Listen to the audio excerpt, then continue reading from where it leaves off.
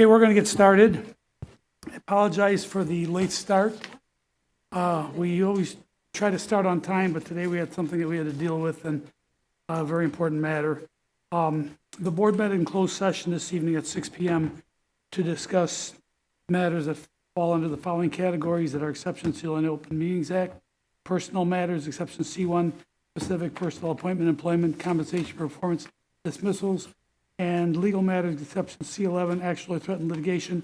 At this point, I would like to ask for a motion to go into open session. Motion by Ms. Ramirez, Second. second by Ms. Fabian. Can we have a roll call vote, please? Yes. Yeah. Ms. Lensing. Mr. McBride. Yes. Ms. Ramirez. Yes. Mr. Riddle. Yes. President Rodriguez. Yes, we are now in open session. Will you please join me in the Pledge of Allegiance? I pledge allegiance to the flag of the United States of America and to the republic for which it stands, one nation, under God, indivisible, with liberty and justice for all. Thank you very much. Please be seated. Want to make a statement now? Right. Yes. Good evening, everyone. Before we get into public comment, I just wanted to give the Board of Education and the Waukegan community stakeholders an update on a conversation and action that we recently took at a previous board meeting with RIFs in regards to our PARA staff. So I'll start here. Good evening. A few weeks ago, I shared that while the recent staffing reductions were difficult, our hope was to place as many affected employees as possible into other positions within Waukegan Public Schools. Tonight, I am pleased to report that we have nearly achieved that goal. Placement opportunities have been identified for every employee affected by those staffing reductions, both union and non-union. The vast majority of placements have already been selected, and Human Resources is completing the remaining personnel actions. Thank you, go ahead. Thank you, Ray Ray. I'm sorry.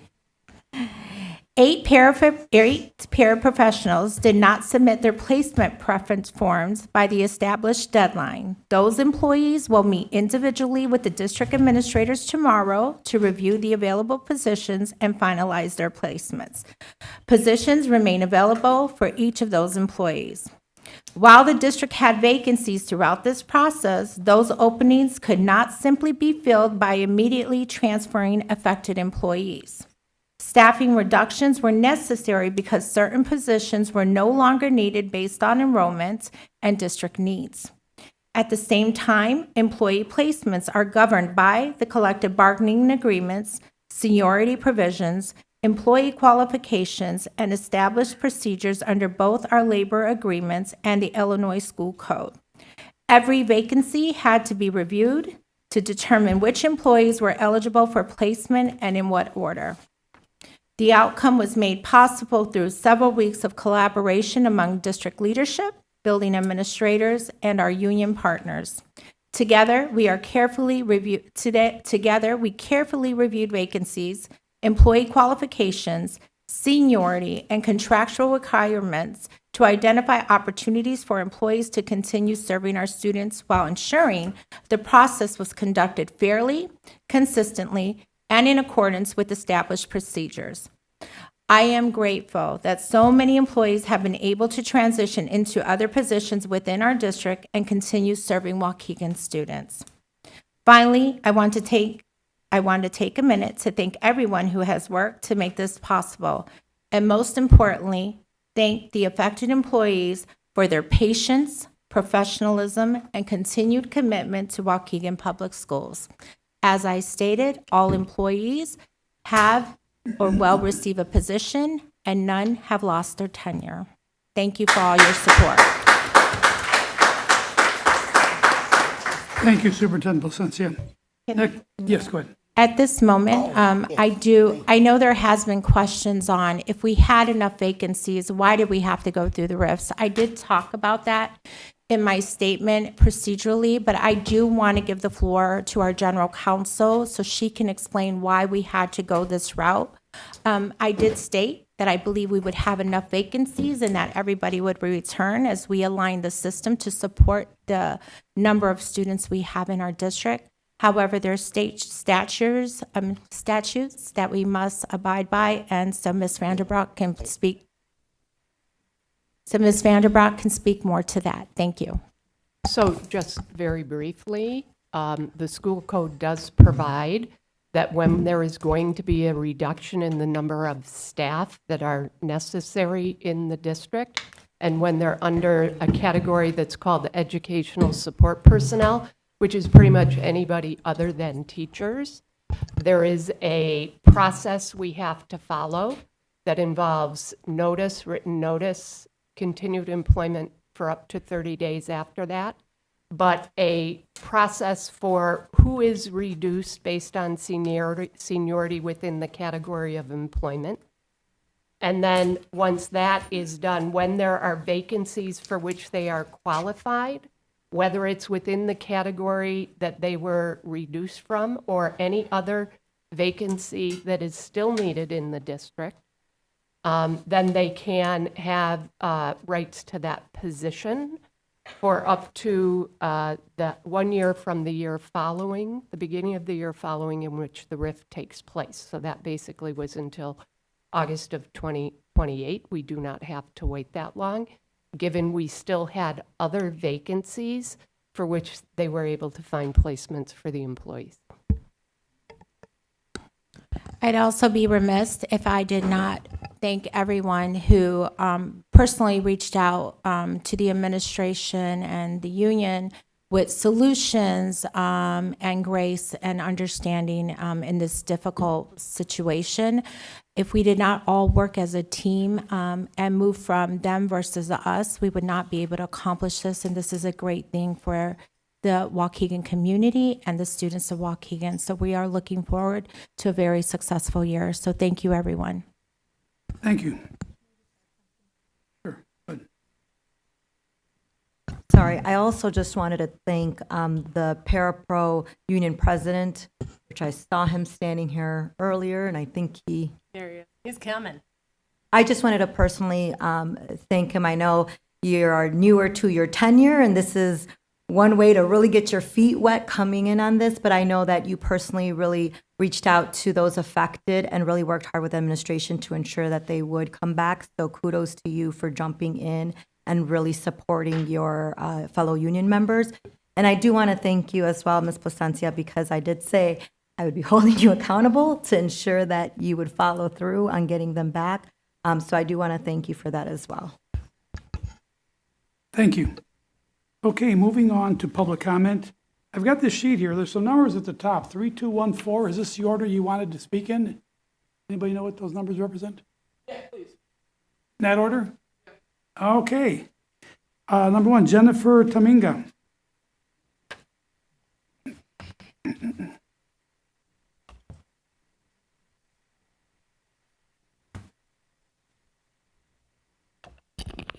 All right, good evening, board members and community. My name is Jennifer Taminga. I am one of the high school external specialists serving students with disabilities at Washington campus. When considering staffing reduction, the board has consistently asked one important question: how will this affect students? Tonight, I'd like to answer that question. External specialists are not administrators. We are we're instructional coaches, compliance specialists, problem solvers who work behind the scenes to ensure that students with IEPs receive their services, accommodations, and educational opportunities to which they are legally entitled. Tonight, I want to talk about one number, 536. Washington campus currently serves approximately 284 students with IEPs. Brookside serves approximately 252. That's 536 students whose educational programs are supported by the high school external specialists. And I want to be very clear about something. These aren't 536 files sitting in a cabinet. They're 536 students. They're 536 students that we as external specialists talk to every day. They are our caseload. These students are someone that need answers. How many credits do I still need to graduate? Students who need help choosing the right classes. Students who are trying to understand their IEP and accommodations. Students figuring out what comes next after high school. Students who need help navigating a difficult situation before it becomes a crisis. And sometimes there's simply students who need an adult who knows their story. External specialists meet directly with students. We discuss academics, graduation requirements, course selection, transition planning, post-secondary goals, alternate educational opportunities, and the barriers that can stand between a student and graduation. We don't just work on IEPs, we work with the students whose lives those IEPs are supposed to improve. And here's where I think the numbers matter. If 5 of our 12 external specialist positions are eliminated, the district isn't eliminating the needs of those students. 536 doesn't simply become 300. The graduation requirements don't disappear, the IEP meetings don't disappear, the questions from students and families don't disappear. The work simply gets redistributed to fewer people. And I've yet to meet a student who says, "Don't worry, I can wait. I know your caseload's really, really busy." These students deserve timely answers, individualized support, and adults who have the capacity to know them, not just know their student ID number. So when we talk about reducing external specialists, I ask the board to look beyond the position on a staffing chart and look at the 536 students behind those positions. Because ultimately, it isn't about protecting a job. I can move back into the classroom. It's about protecting the people who we were hired to serve originally. Only the board has the power to vote and take Thank away you, Mr. services Minga. from our students with disabilities and their families. Adriana Vargas? I will ask, how are you going to vote?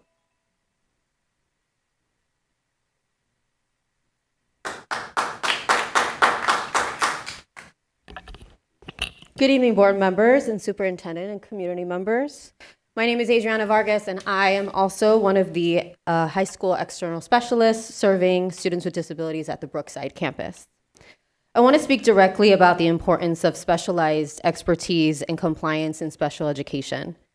We know that special education is not simply another area of education. It's highly regulated by the IDEA and Illinois law, with complex requirements involving IEPs, timelines, eligibility, placement, least restrictive environment, transition, and implementation. These requirements cannot be treated as just checkboxes. They require specialized knowledge, ongoing oversight, and understanding of how those requirements translate into practice. That is the role of external specialists. That's the role that we serve. We support our teachers, our case managers, and yes, even our administrators to help identify concerns before they become compliance issues. And ultimately, we help to ensure that our students receive the services and the protections that they are entitled to. The district has spent years building specialized capacity to improve compliance and strengthen our special education systems. That expertise has value. That infrastructure has value, and reducing it has consequences. So I believe that the board should seriously consider this question. Why would we reduce specialized compliance expertise after investing years into building and improving it? This is not just about positions or about budget lines. It's about protecting the system that protects one of our most vulnerable populations of students. Ultimately, only the board has the authority to decide whether specialized capacity remains in place to support students with disabilities and their families. So how will you vote? Thank you. Thank you, Ms. Vargas. Catherine Rogers?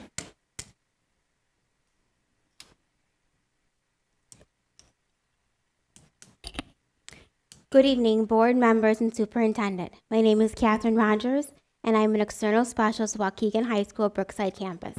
I want to talk about capacity. When 5 of the district's 12 external specialist positions are eliminated, it is important to understand what is actually being reduced. The work is not being reduced. The need is not being reduced. The number of students with IEPs is not being reduced. What is being reduced is the number of people available to do that work.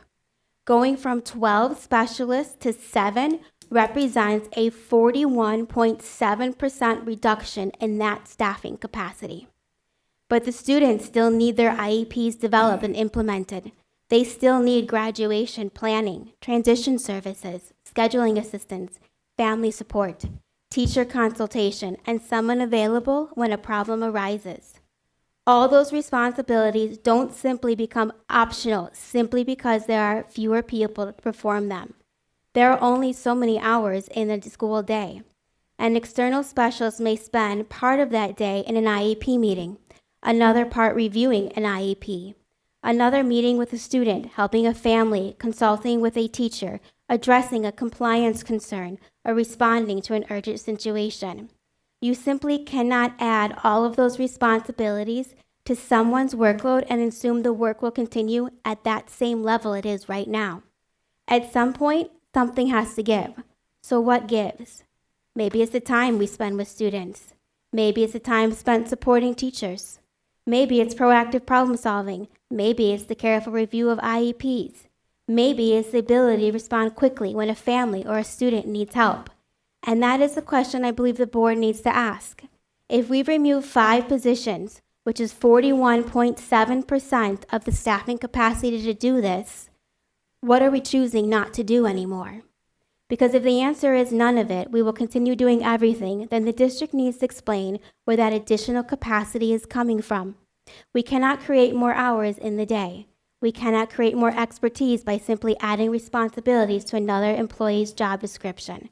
And we cannot assume that moving people into different positions somehow make that work disappear. The concern is that no 7 people can absorb the responsibilities previously distributed among 12 people. We are committed to our students. The question is whether the district is providing enough people with the time and expertise necessary to serve them well. Only the board has the power to vote and take away the services for our students with disabilities and their families. How will you vote? Thank you, Ms. Rogers. Dr. Dion Morris.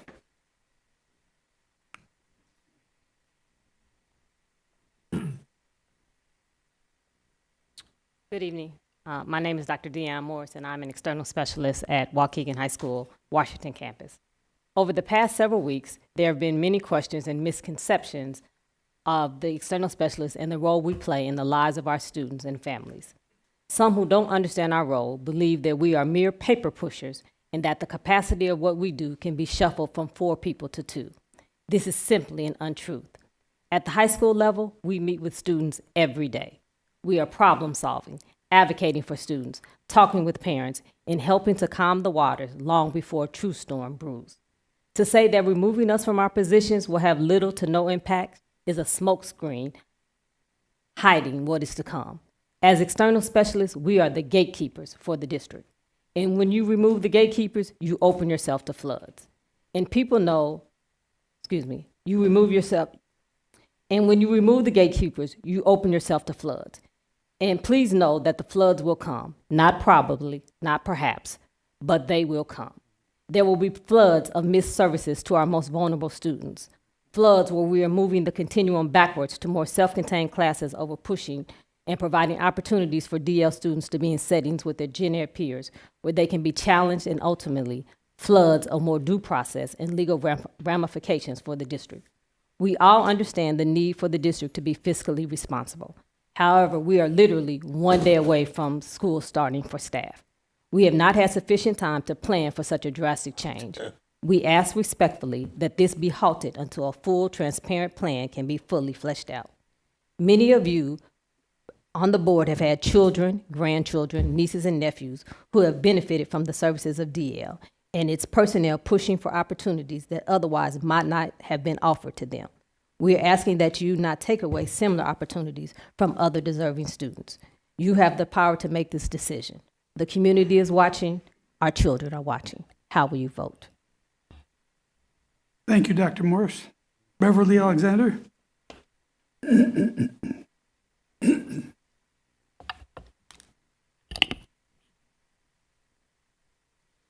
afternoon.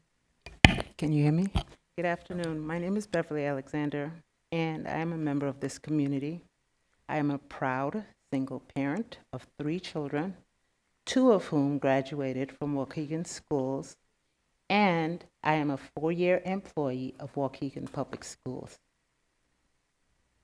I am highly qualified, and my position here has been as an external specialist for the past 3 years. This past Friday, I got an email that I opened, and it said, asked me if I was interested in involuntary reassignment. I didn't know who it came from because I don't know a lot of the names in the district, and it just threw me for a loop. So I started asking questions and found out today when I came in, there were multiple calls and emails to me telling me that I had to meet with someone because I was going to be sent to another job, and I was no longer going to be a specialist. I found out that the decision had been made since June, and no one had said anything. I have been asking all summer long I know that changes were taking place in the district, and I was asking what these changes are, trying to find out as a parent, as a community member, as a provider, as a person who interacts with these people that walk the streets, that go to church, that are in the grocery store that I have to look at, how is it going to impact me and them? I have to do the right thing, okay? This is not the right thing. Here are some facts.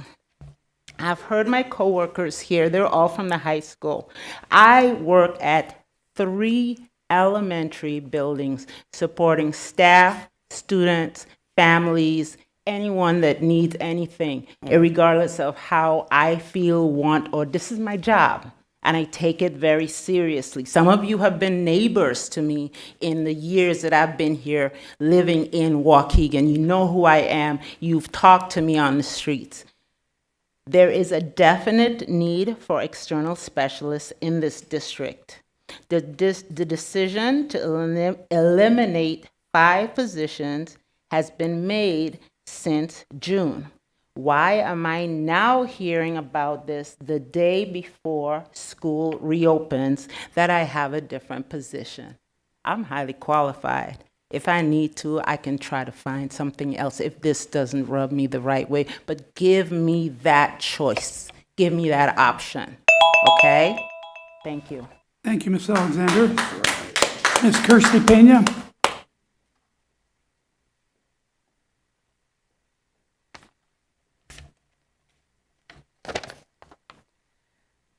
Good evening, board, community, and colleagues. My name is Kirsty Pena. I'm a 3rd-generation Waukegan resident, married to a lifelong Waukegan resident, and I have been an employee of Waukegan Public Schools for almost 30 years.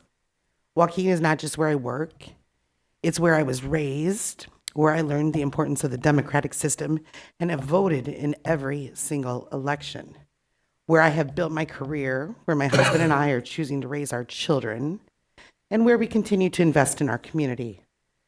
I want to acknowledge that speaking here tonight feels kind of like a risk for me after nearly 30 years in this district. This kind of feels like my breaking point.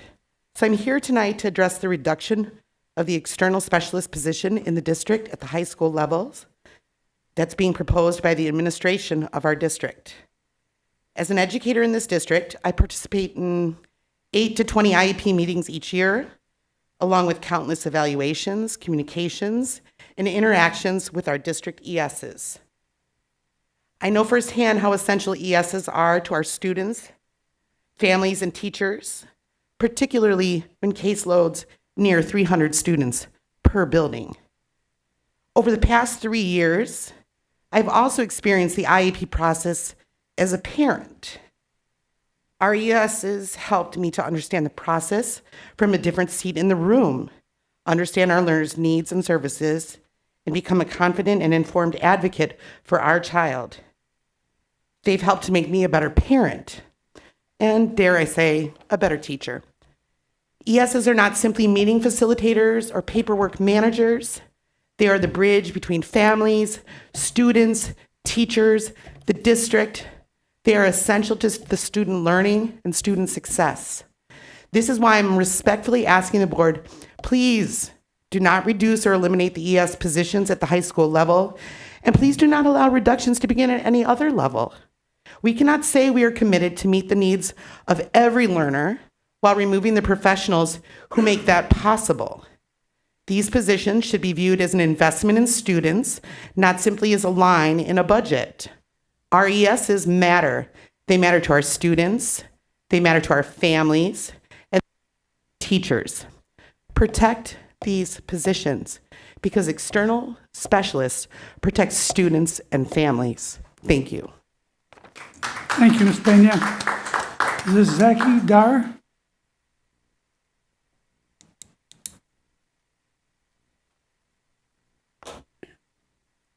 Good evening, Board, Waukegan residents. This is my first time addressing the school board. Actually, my first time ever being at a school board meeting. A little bit nervous, but I think it's important that I be here. I am the new director of Black Lives Matter Lake County, and I'm here to oppose a recommendation to terminate Miss Rita Tate. Am I allowed to speak about that? Was it a closed session with that? Is it okay? Okay, just wanted to make sure. We're not supposed to be discussing specific employees in public, personnel matter. We're not supposed to name them. Yeah. Name them. You Okay. can talk about it, but not name. Okay. So give me a pass Already for done. being new. This is, like I say, my first time. So I'm gonna keep it brief. I'm gonna keep it short. We feel that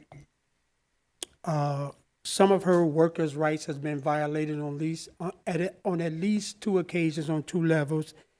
And I'm having a problem understanding how a valued employee who wrote grants for the district and brought in millions of dollars go from that to being on the list to be terminated, suspended without pay, and to me just reduced to an average person who just didn't have value to the district.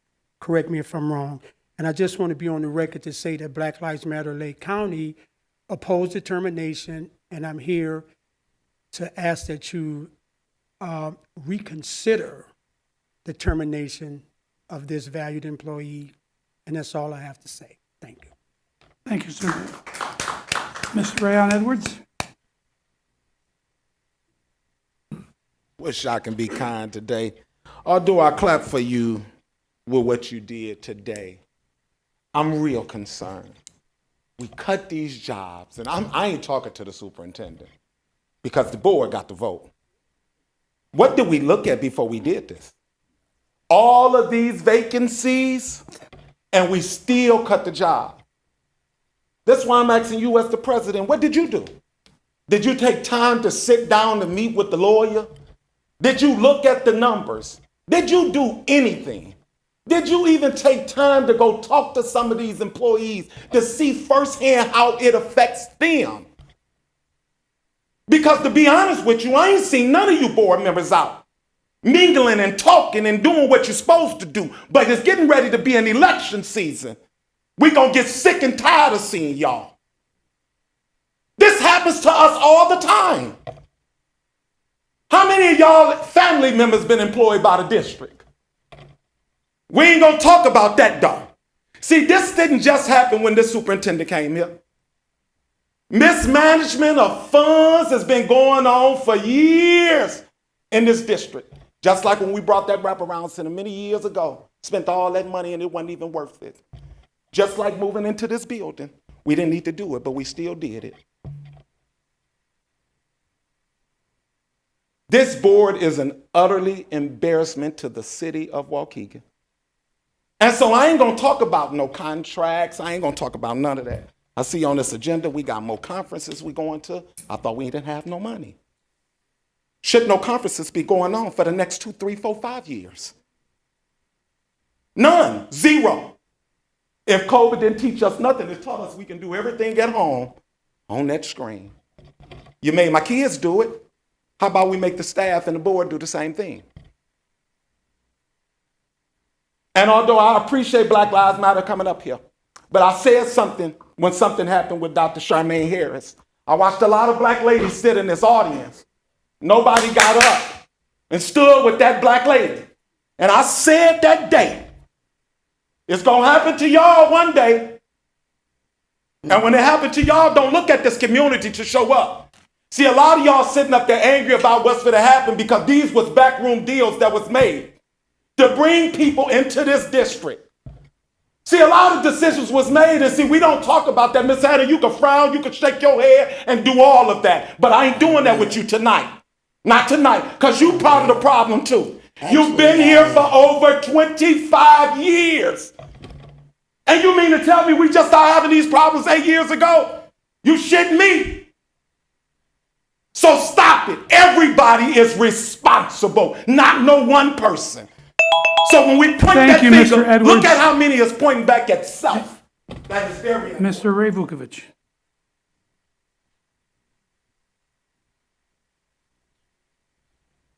Good evening. The letter the superintendent read this evening calmed a lot of fears, but could have been avoided. You had a board member, Carolina, last week, 2 weeks ago, wanted to make an amendment that would have spared those 23 people until they could get other jobs, but no, couldn't do it, had to do it right now. No feelings for those 23 people. They left here that night not knowing what their future was going to be. Nobody cares about personal feelings. You just let them walk out.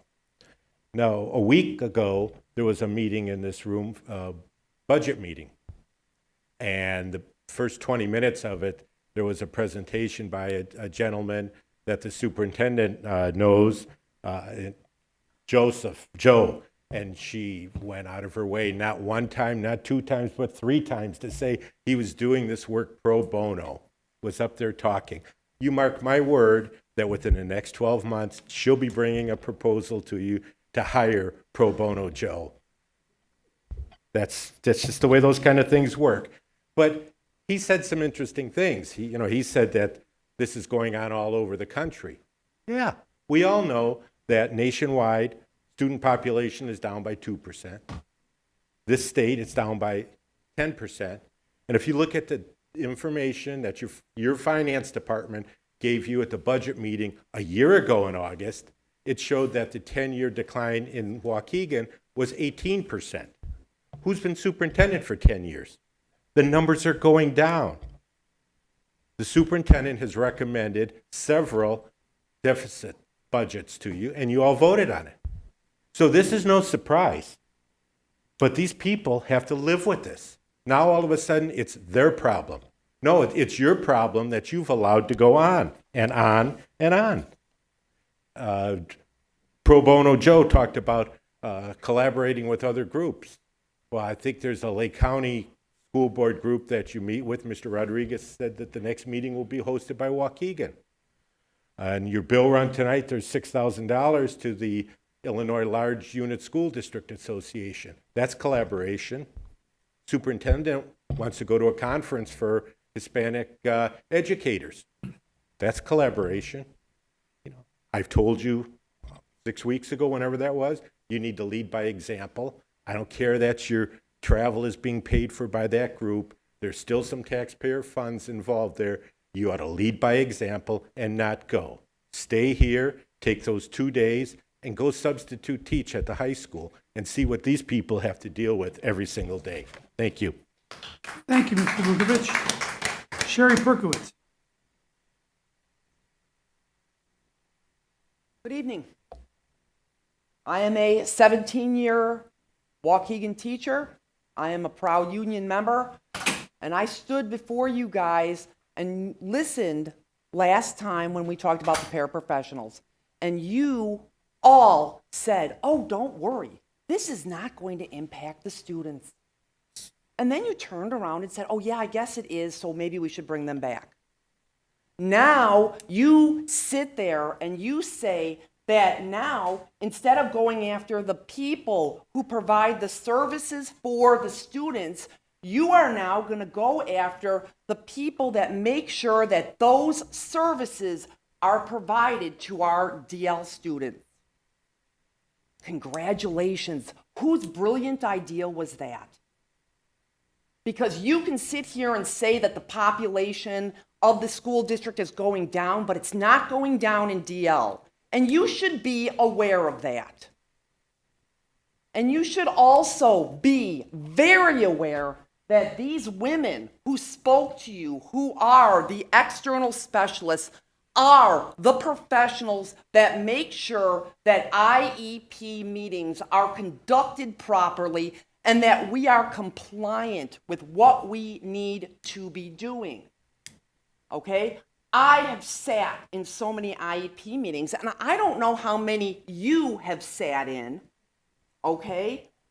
But when a parent comes to us in an IEP meeting with a complex question that I am not able to answer with more than a decade of special education services, I go to my external specialists who are sitting there.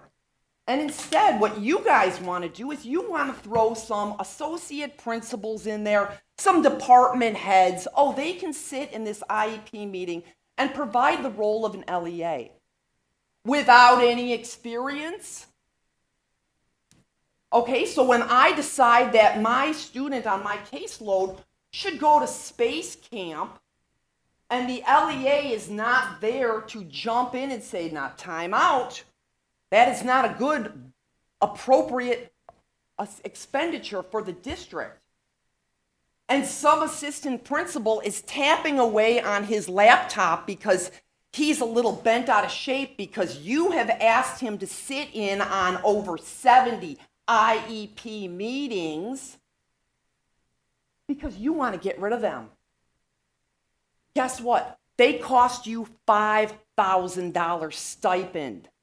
And they'll go back into the classroom and you will have gotten rid of professionals for the cost of $25,000. I hope you sleep well tonight. Thank you, Ms. Berkowitz. Jose Carrion?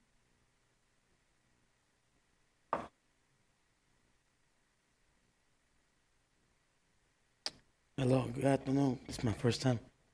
I'm here today because I want to talk about my daughter, Serenity Lee.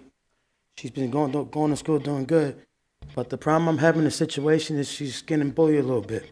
Now, I have talked to the teachers about it and everything. I know Miss Carolina from when we went to school, Mr. McBride, I know him.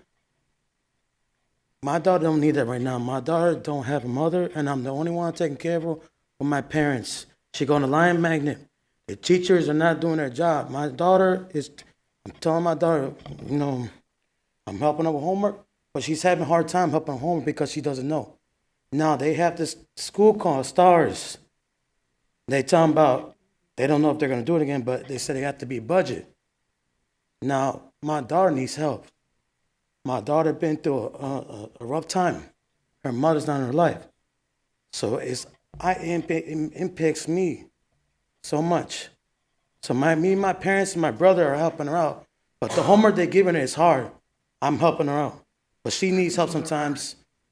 And I'm asking the teachers. I'll tell when my daughter gets bullied, I have to ask teachers, what's going on? Oh, well, she did something and all like that. Well, excuse me. My daughter is black, but she's Puerto Rican. It's a difference. I told my daughter to defend herself. I said, if anything happens, you go tell the teacher. And the teacher takes care of it. When they come to me, and I tell the teacher many times, excuse me, you don't know my situation with my daughter.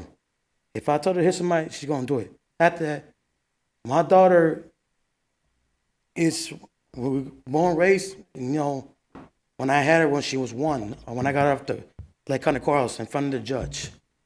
So she is doing her stuff, but she needs help too.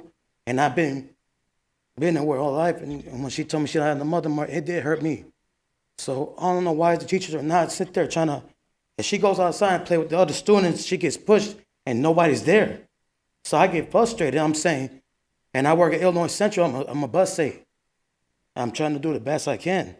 All they can do is call my transportation area, Washington right there. So she said, like, what they did, and she starts crying, saying, you got to learn how to fight back.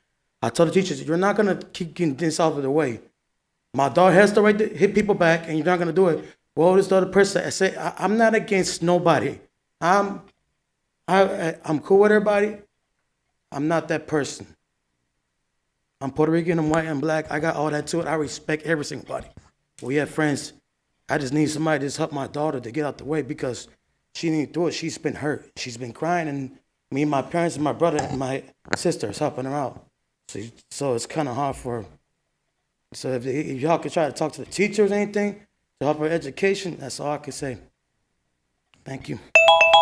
Mr. Carillon, if Ms. Sami, please raise your hand, and we have our principal from Lyon in the back. They'll meet with you as soon as you step out, okay? To Okay. address your issue.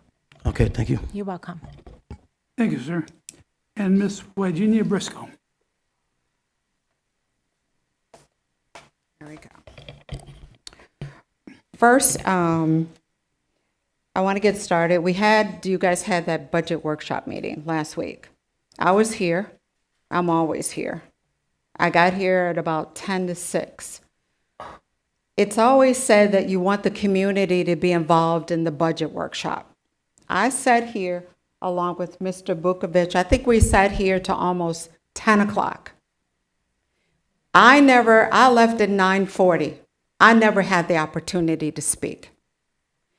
It's always said community should get involved. Well, I'm here. He's here. We're here all the time. I think he eventually spoke. I didn't get to speak. You need to say yield. You need to ask some of your board members to yield. We look at things different. The community, we have input that we want to provide. Let some of your board members yield for a moment and get the feedback from us. Please. Thank you. Thank you, Ms. Briscoe. Next point that I want to make is that in sitting through all 3 workshop meetings, this district is in deficit. It's been deficit spending for years. Ms. Anita Hanna has been talking about it. Now Rick has been talking about it. Something needs to happen. I know that we have the pairs that are here. 80% of the budget comes from salaries. 80%. This district is deficit spending. At the rate that it's going, we are going to be in bad shape. I just read today in Evanston, District 60, they are closing schools out there. The financial officer out there was just tasked, much smaller district, but they said he needs to find $3.4 million now and double that. Schools are closing. If something is not done here to cut the budget, schools are going to close. Somewhere, I don't know why some people don't get it. I get it. I have a finance background. I get it. But you guys are deficit spending and something is going to have to happen. I'm waiting at this point. You guys are going to have to pull a rabbit out of the hat. Because from what I saw from the last budget, you guys are kind of in trouble. Thank you, Ms. Briscoe. Okay, next item, item 7, purchases and contracts. I see none. Item 8, personnel items.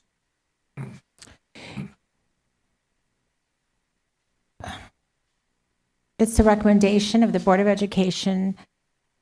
It is a recommendation of the administration that the Board of Education approve the attendance of Board Ms. Anita Hanna at the 10th Annual California Association of Black School Educators, CABSE Conference on October 14th through October 17th in Carlsbad, California, at an estimated cost of $2,935. The estimated cost includes pre-conference, conference registration, airfare, lodging, per diem, and other related travel expenses. Do we have a motion?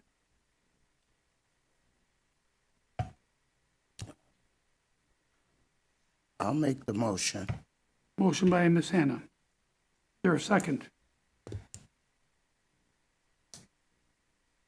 Motion dies for lack of a second. Item 8B. I'm going to amend, hold on. So the next one is regarding my conference. I'm a national board member with the ALAS organization. ALAS national organization. At this conference, we have our board meetings, and we're supporting the other ALUS organizations across our nation that we all convene together. My traveling cost is covered along with stay, et cetera. I do not need the per diem. It says per diem here, so I will pull that. I will cover my own per diem, so everything here will be covered by ALUS. So I'm going to try to read this the way can I just amend this here? Yes. Okay, so the administration's recommendation is that the Board of Education approve the attendance of Superintendent Teresa Placencia at the 23rd Annual Association of Latino Administrators and Superintendents, ALUS National Summit in Denver, Colorado, October 15th through the 18th. The estimated cost for registration, lodging, airfare, and associated travel costs is $2,700.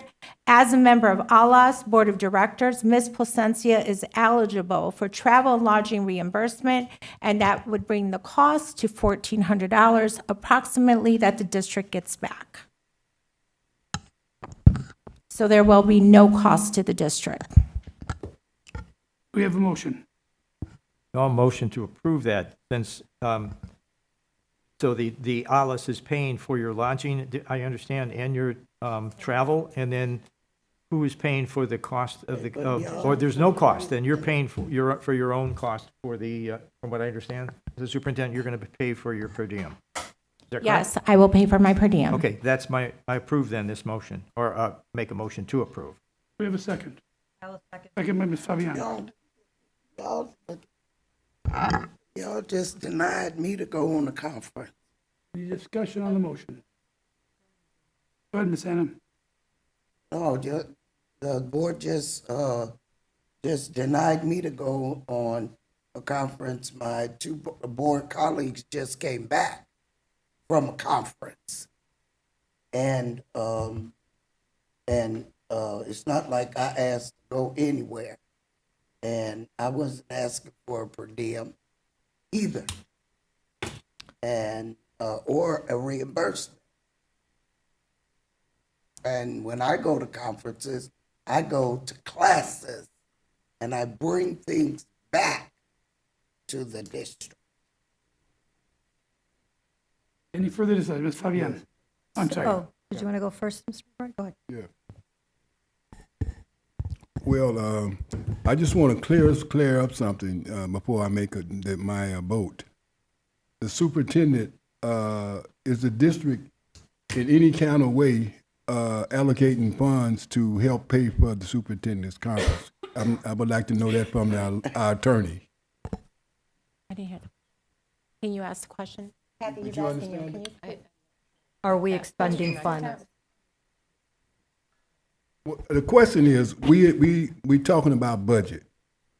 And we're talking about budget, that means that we're trying to save every penny we can in every other kind of way that we can.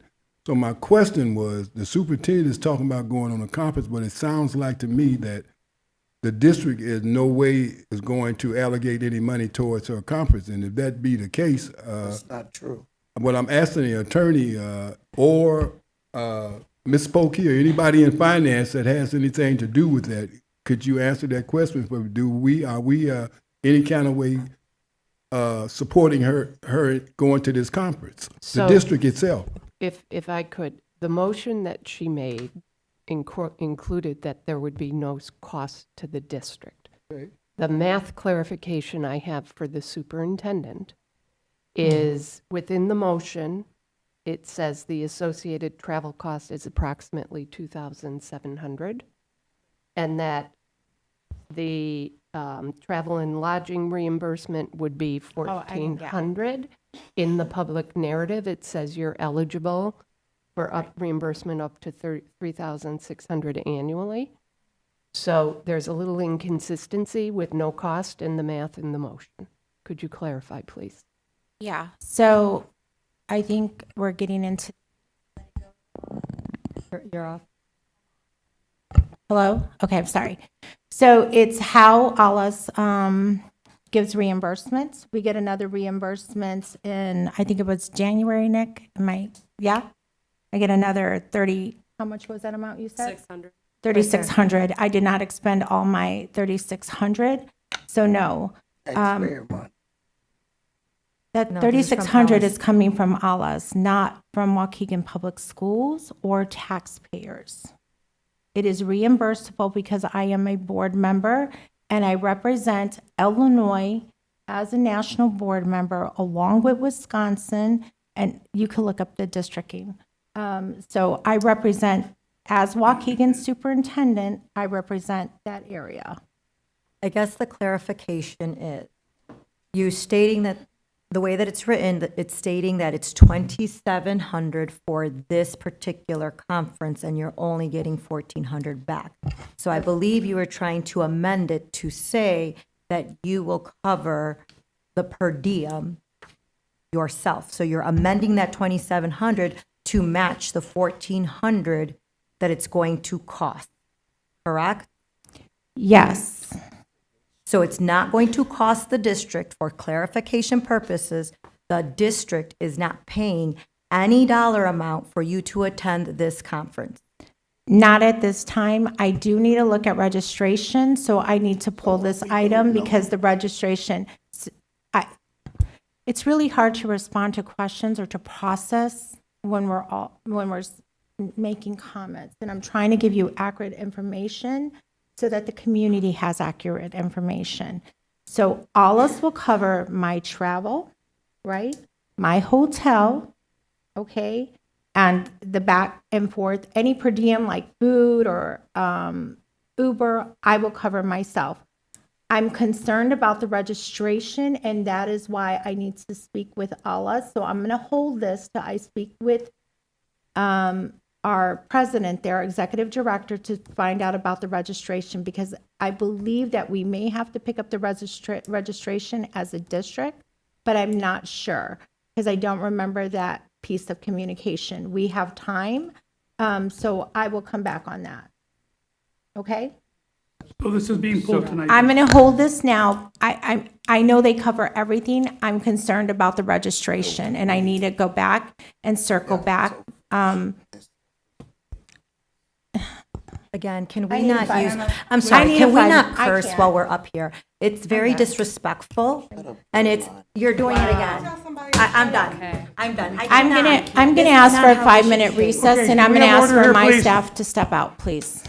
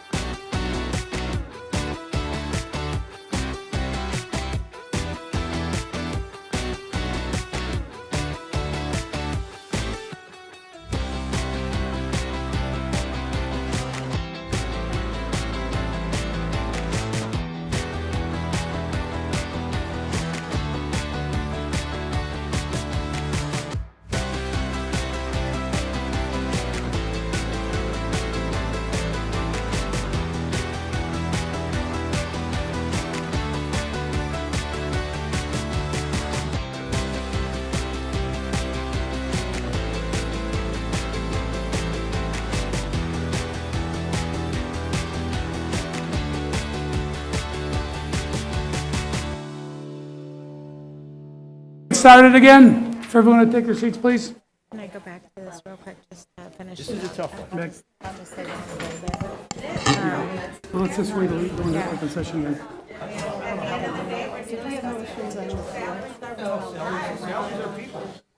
Well, I think the board needs to discuss it. Well, we've already registered though, right? Yeah, but we probably can pull it down, I don't know. Okay. I'd like to call this meeting to order again.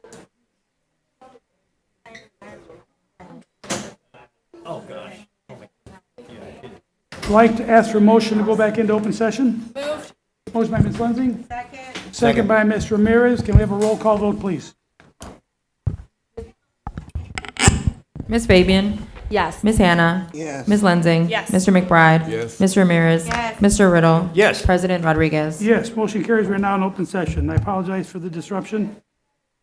Superintendent Placencia? Yes, I'm going to pull this because I do want to check on the registration. I believe they may ask the district to cover that. I'm not sure how that works.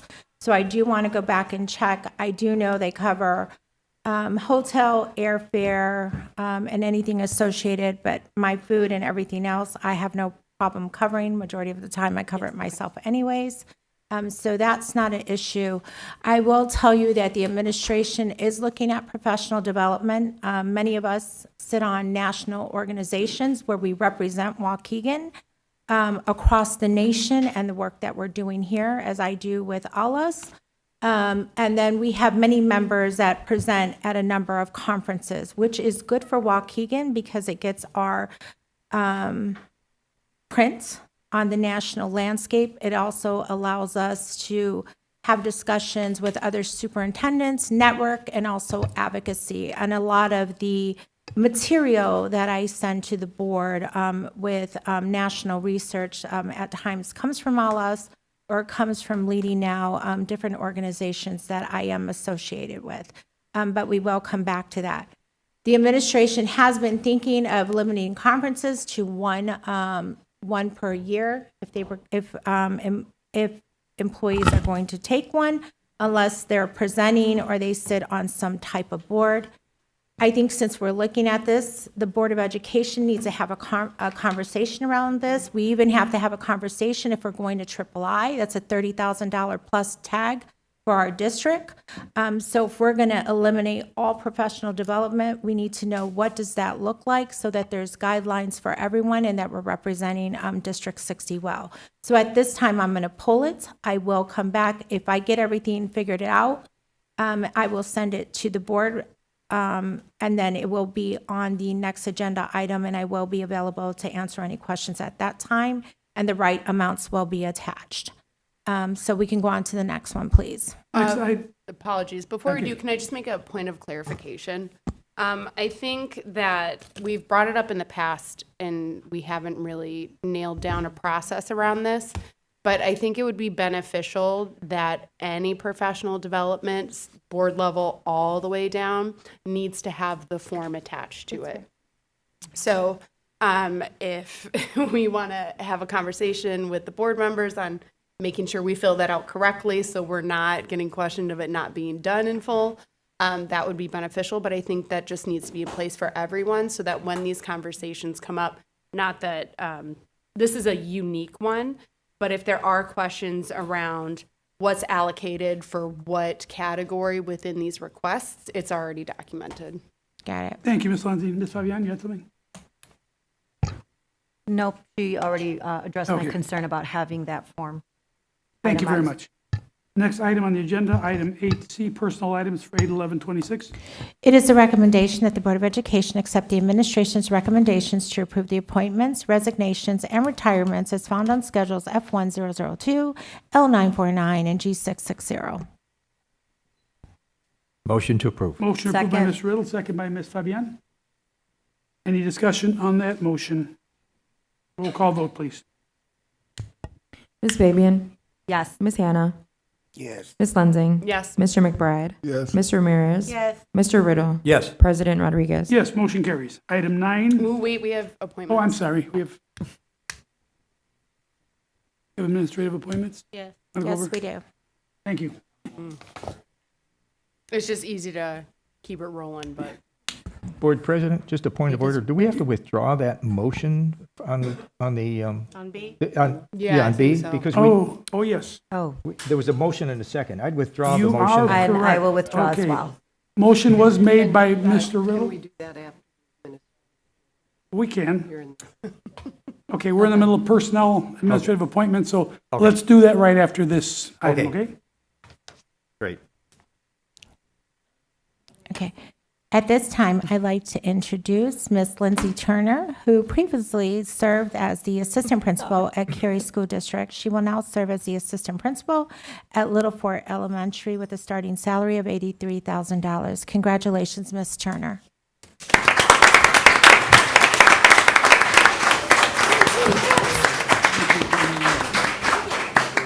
Congratulations. Yes. Congratulations. Thank you. Yes. Congratulations. And are the 14 pets fish? No, oh my God. Welcome to Waukegan. Yes.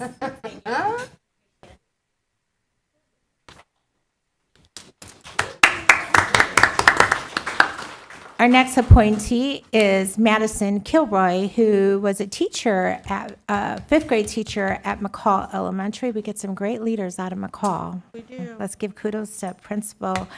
I'm sorry?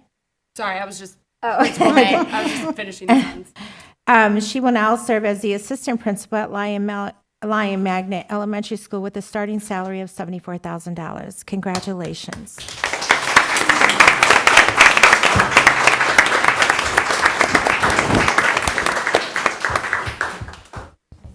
Congratulations.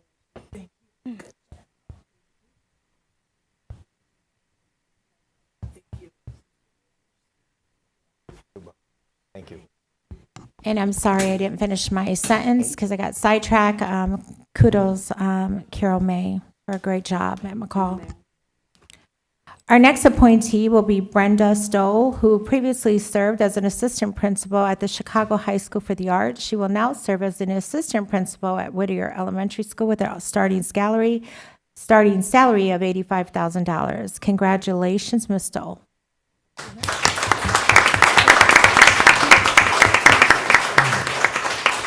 Okay, I'm thinking she's not in the house this evening. Okay.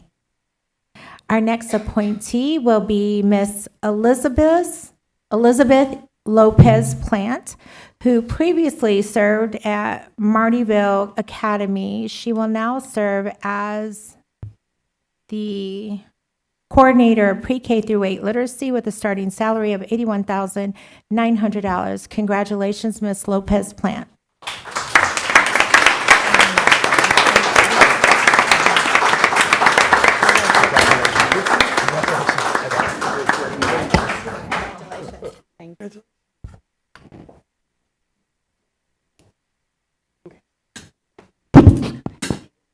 Okay.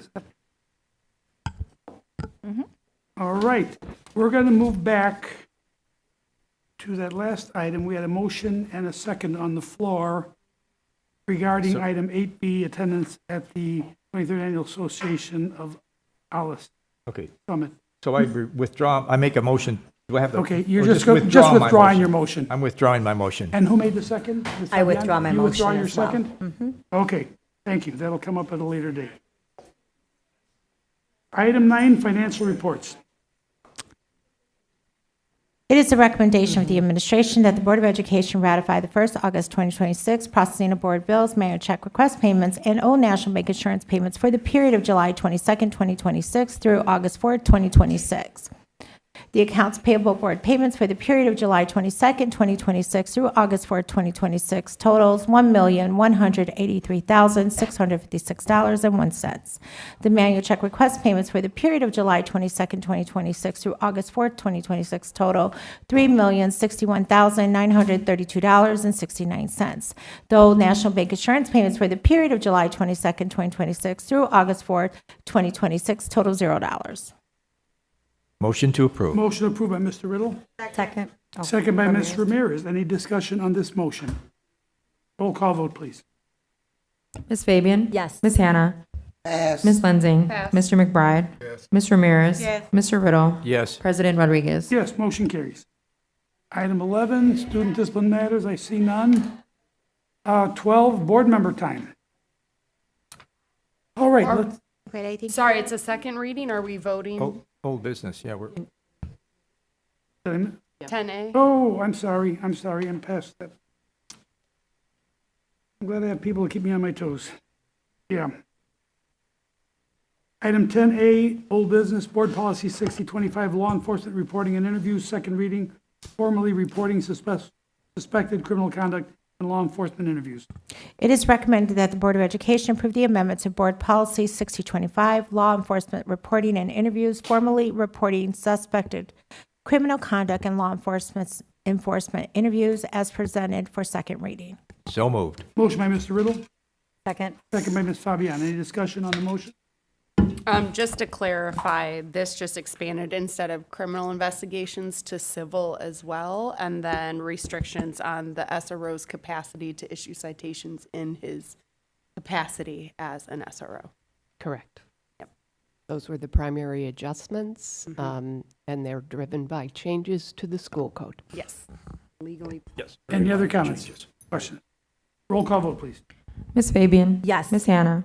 Yes. Ms. Lensing. Yes. Mr. McBride. Yes. Ms. Ramirez. Yes. Mr. Riddle. Yes. President Rodriguez. Yes, motion carries. Okay, now we go to board member time.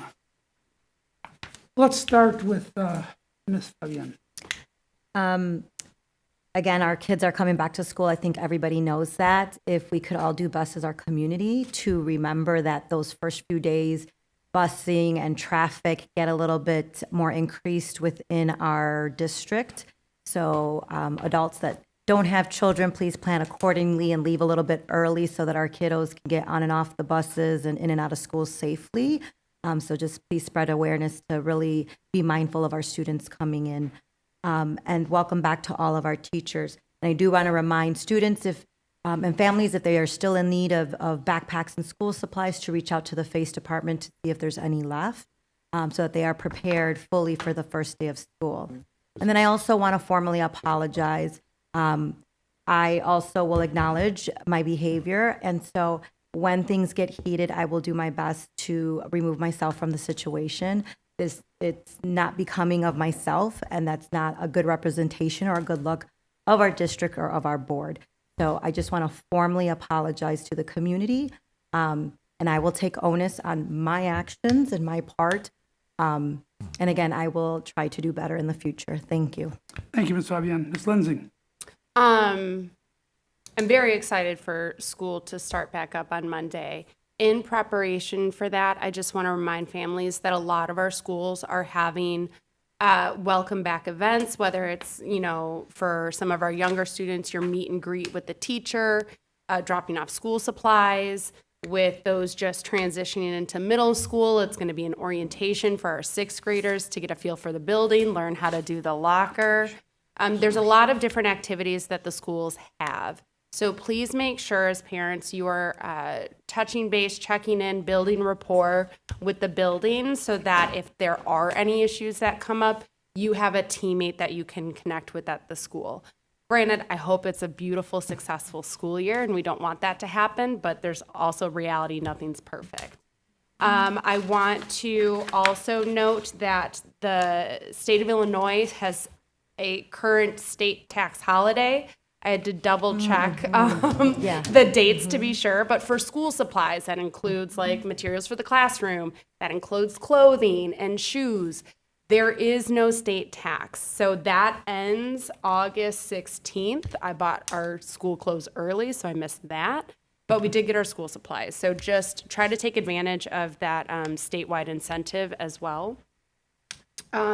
And I would like to see if the board is open to Ms. Briscoe's point, instead of having the board be the first ones to ask the questions during those workshop opportunities or these committee meetings, to open it up to the community first, right? Because we signed up for this. So if our meeting goes until 11 p.m., I rose my hand, I said, community put me up there, and they did. So I'm not going to complain. if we have meetings that go long. But to your point, the community didn't sign up for these meetings to go that long. So I would be open to having the community go first, so that if you are needing to do other things or step out, you at least have given your perspective. Ms. Anna. I pass. Mr. McBride. Well, for me, I've been bored. I'm glad that school started back because that means I go back to work. And just so you know, I'm a safety officer in Zion, and I'll probably be there till I can't be there no more. Thank you. Mr. Riddle. Just a welcome back to all of our families and students. I think it's just a wonderful time when school begins and everyone gets excited about what they're going to learn, the new teachers and the new friends they're going to meet. So have fun and enjoy your time back. Thank you, Mr. Riddle. Ms. Ramirez.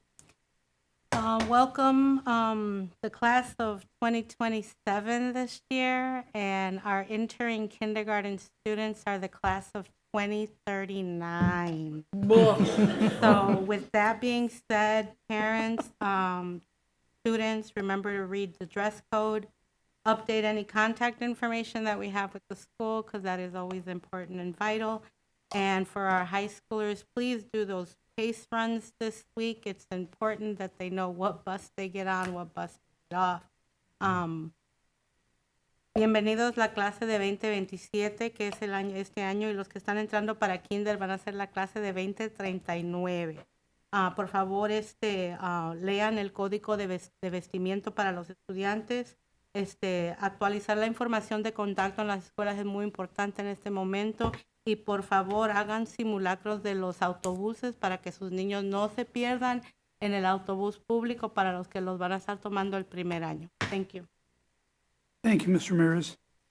And we have two more meetings after this one. We have the student achievement meeting, I think is going first, and then operations service. Is that the order? Or the other way around? Other way. Operations is first? Okay. Operations and student achievement.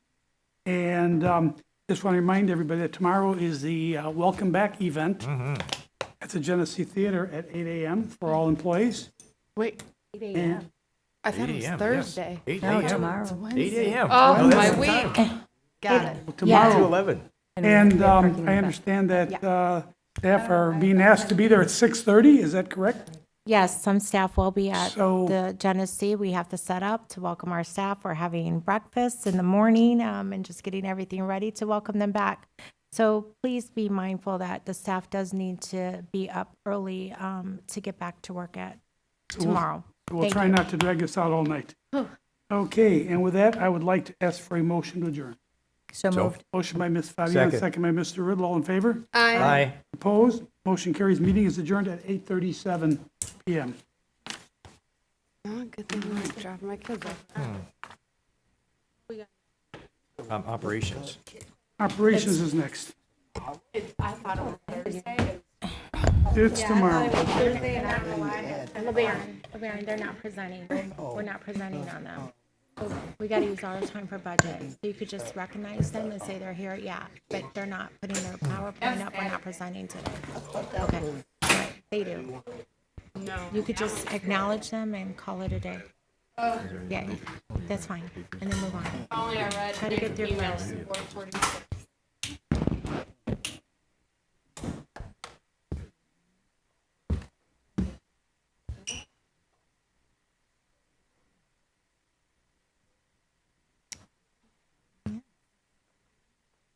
That's it. Email. Set up.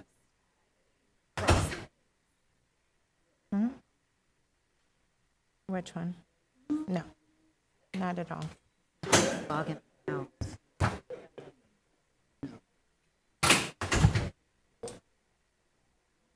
True. Yeah.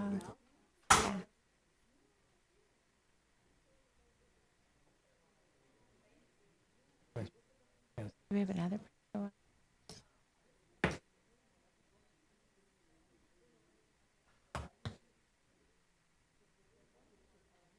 Mhm. Hmm? Yeah, Let's go, once he starts the meeting, yeah. And then keep going, we gotta go. Yeah, we're not presenting, we gotta spend all our money on budget. We gotta spend all our time on budget, yeah. Oh, sorry. Oh, that's.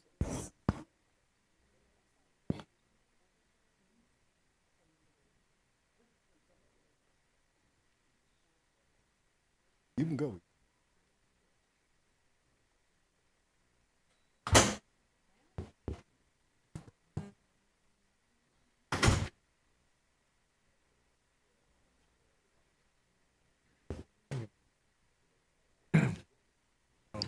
Okay, I just want to mention for everybody what I just mentioned to Ms. Briscoe and Mr. Vukovic. At our meeting last week, our budget, well, you know what, I better wait until we get into the meeting before I start making these statements, okay? Yeah, let's convene the meeting first, okay? I'd like to call to order the Tuesday, August 11, 2026 meeting of the Waukegan District 60 Operational Services Committee. Can we have a roll call, please? Ms. Hannah? Yes. Mr. McBride? Yes. Mr. Riddle? Yes. Ms. Fabian? Present. Ms. Lenzing? Ms. Ramirez? Here. President Rodriguez? Here. Okay, before we get into the minutes, the budget workshop was an opportunity for the community to get involved and ask questions, and I looked around. I was not waiting till the end to let community people speak. I was looking around most evening, and I didn't see any hands raised. Now, I was just told by Ms. Briscoe and Mr. Vukovic that they had their hands raised. I didn't see it. And I assure you, I was looking because I was not intensely waiting till the end to ask committee members to speak. And the same thing goes for our committee meetings. We're having two committee meetings tonight, Operational Services Committee and the Student Achievement Committee meeting. So, you know, the public is able to participate in these meetings. So if there, as long as, you know, we're not interrupting the speakers, if there's an opportunity, a point where we are asking questions and allowing questions, the public has as much right to speak on these matters as anyone. So, you know, just be aware of that. If I don't see you waving your hand, please, you know, I don't know, gesture or something, but I apologize if I missed you last time. It was not intentional. So, next item on the agenda is the approval of the meeting minutes of the June 9th, 2026 Operations Services Committee meeting. We have a motion to approve? I'd make a motion to approve, but I have an amendment, three changes. Okay, let's have the motion in the second first, then we'll get into it, okay? Okay. Motion to approve. Motion to approve. By Mr. Riddle. Do we have a second? Yes. Second by Ms. Fabian. Any comments, corrections, changes to the minutes? Yes. Mr. Riddle. Yes, I have on page 6 of the minutes, item 5B, near the last, I need to change 3 words. The first word is whether, WHETHER, to clarify that. Okay, so, and then the next word I'd want to change is change the word increase to decrease, and change the word or to and. And if I could maybe just read that, and I will pass this over to the secretary over there so he can make those appropriate changes. Could I just read what it is? My changes were, the top of page 6 said, the superintendent asked the first question whether the board agreed that the district should ensure it has more money in its reserves. And then the question, or the next sentence is the one I want to change. Mr. Riddle asked whether the goal was to increase the budget generally or to avoid withdrawing approximately $40 million from district reserves as projected during the first budget meeting. That didn't make sense. The words should be changed. Mr. Riddle asked to clarify, instead of whether, to clarify that the goal was to decrease, not increase, the budget generally, and to avoid withdrawing approximately $40 million from district reserves. So those are the 3 words I want changed, and I'll pass that over to you right now. Okay, were there any other corrections or changes? Okay, then, Mr. Riddle, do you modify your motion to approve the minutes as amended? Do you modify your motion to approve the minutes as amended? Yes, sir. And the second was by Ms. Fabian. You Yes. modify your second? Yes. Okay, can we have a roll call vote, please? To approve the amended minutes. Ms. Fabian, Yes. Ms. Hannah, Ms. Lensing. Yes. Mr. Riddle, Yes. Mr. McBride, Ms. Ramirez, Yes. President Rodriguez. Yes, motion carries. Minutes are approved. Next item on the agenda, discussion items for possible board action. Budget discussion. Yeah, your mic. I think my mic was on when LeBaron and I were discussing this. So we do have Organic Life here. We're supposed to go into budget discussion. Mr. Moulton would just like to recognize Organic Life, introduce them. We are not going to be showing a presentation or going through a presentation this evening, and that's what we were talking about earlier, if you heard my mic open, because we're going to spend this time on budget discussion and any other questions that the Board of Education may have about the adoption of budget that we will be doing for our next board meeting. So at this time, Board President, if you're okay with us going with the introduction of Organic Life and then going into the budget discussion for clarity. If that's okay with the rest of the board, any objections to that? Agreed. Mr. Moulton, you can proceed. Thank you, Superintendent and Board President. Good evening, board members, staff, and colleagues. So I would like to introduce our leadership team for Organic Life. There is a newsletter attached to your agenda item under item 5A for your information. But we'll start with the Vice President of Business Development, Ms. Jillian Scholl. If you could just raise your hand, thank you. Vice President of Educational Partnerships, Ms. Lori Hines. Senior Vice President Joe Arvia. Vice President Jose Gutierrez. And our new on-site district food service manager, Ms. Kelly Green Patton. Great. Thank you all. Again, there's some beginning of year information in the newsletter that's attached to the agenda item for the board's review. If there are any questions, we can take them at this time. Yes. I just have a quick comment. I was speaking with the team. So I was speaking with a parent that is transitioning back into Waukegan after they're bringing their fifth grader back into Waukegan. And they were excited to hear about the transition into Organic Life. And she said they were great. They have food allergy. Their child has food allergies, and they never had any issues. And the service and the quality was great. So we have high expectations, but it's great. It's great to hear some actual live feedback from some of our family already. Ms. Fabian. On that note, on the high expectations, I know that I have requested that this time around that we're assessing and evaluating often and early so that if there are any issues that arise, we're not waiting to the end of the year. So I hope that discussion was had with the team because, we've had our student board members and our community and our parents really requesting a new food program. So I am excited to see that we have switched it up. However, the expectations are very high. But thank you. Thank you. Any other comments, questions? Thank you. Okay, I'd just like to thank you all for being here with us. Good to meet all of you, and we're looking forward to some great things this year. All right. Thank you. Oh, Ms. Hannah has a I question. do. Okay, the meal, right? Is that for elementary, middle, and high school?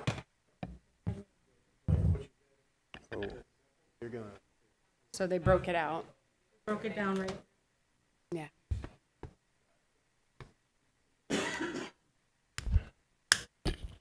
Hi. Yes, so the meal you had today is a sample of both elementary, middle school, and high school. It's just a snapshot of everything. The high school is more expanded along with the middle school. But it does show what elementary is going to have for lunch, which will be the enchilada verdes. And also like the fruit and veggie options, the pizza, all of that is just a snapshot of a little bit of everything they'll have on the first day. Okay, so the elementary menu will kind of be different from the middle and high school. Is that what you're saying? It will mirror it as much as possible, but less options. The middle school and high school have more options, more of a food court setup, whereas the little ones will have, their hot and cold option, but it'll still be a version of that, of whatever the high school and middle school are having, if not the same.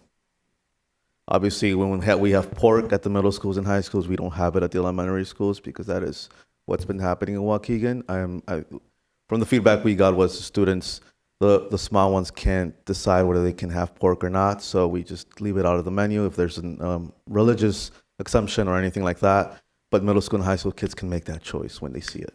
So carnitas that you saw for the taco station will only be available to the older students. And chorizo Yes, chorizo, yeah. And also because of the kitchen, right? Yes. limitations. Limitation. And Thank timing, you. yes. Timing at an elementary school program has to be more precise because you've got, a greater need to guide those kids through the line and through the service period, whereas at the middle and high school, the kids are able to make their choices a little more on their own, right? You've still got to be cognizant of the time in the school day. The last thing we want to do is interrupt the principal's school day because that creates some very unhappy people. Right. And we want to make sure that we stay on track. So that's why you've got variables in the menu as well. All right. Thank you. Thank you. Thank you. Any questions from the public? No? Okay. Mr. Moten, back to item 4, budget discussion. Yes, thank you. Budget discussion was added due to if the board wanted to have any follow-up questions regarding the previous budget workshop. Yeah, I got. Go ahead, Ms. Anna.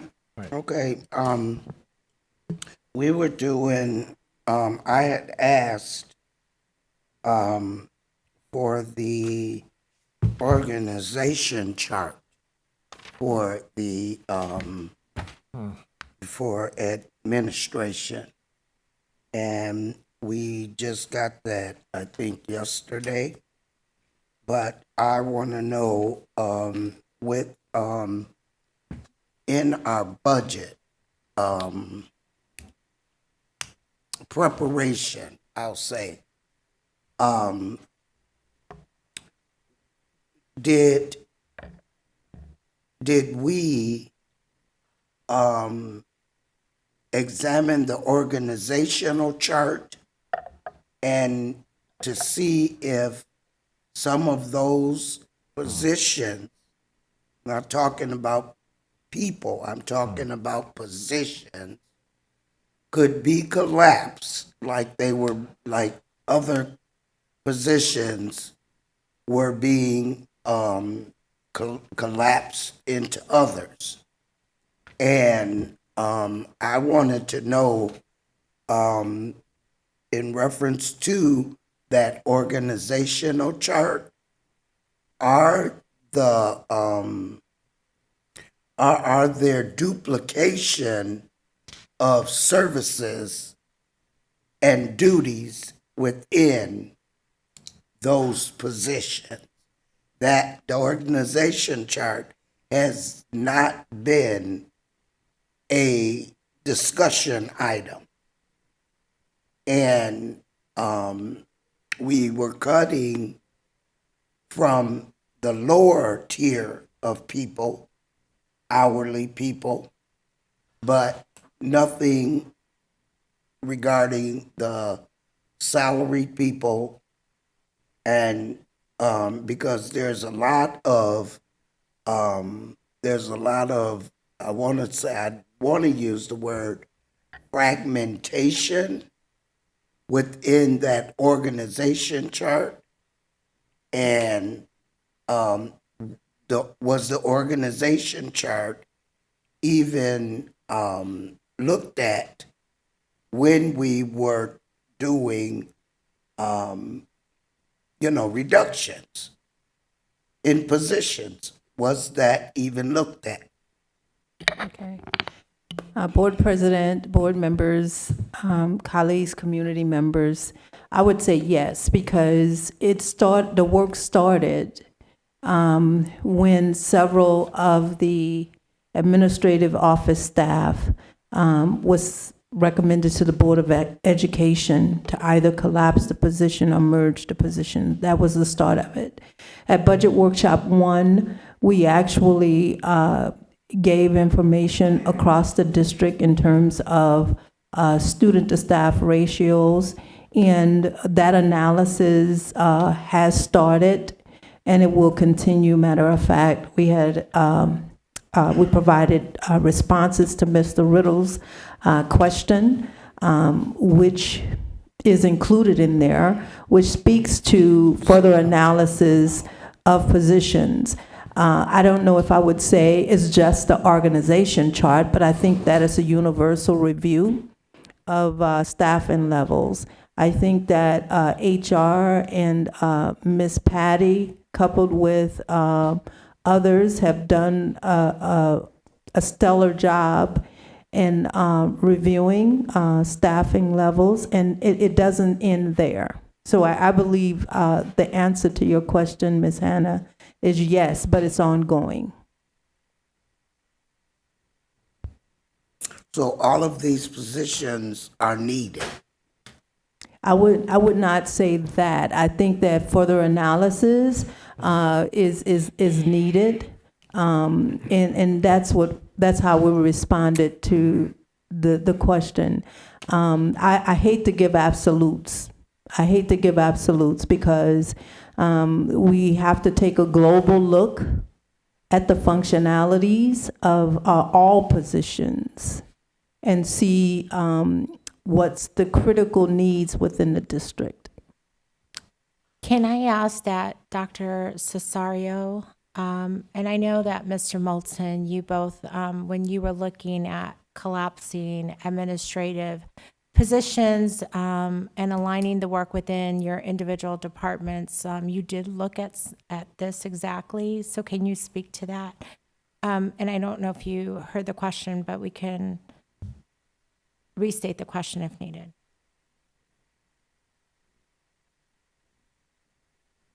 If you want to restate the question, just for so everyone. Yeah.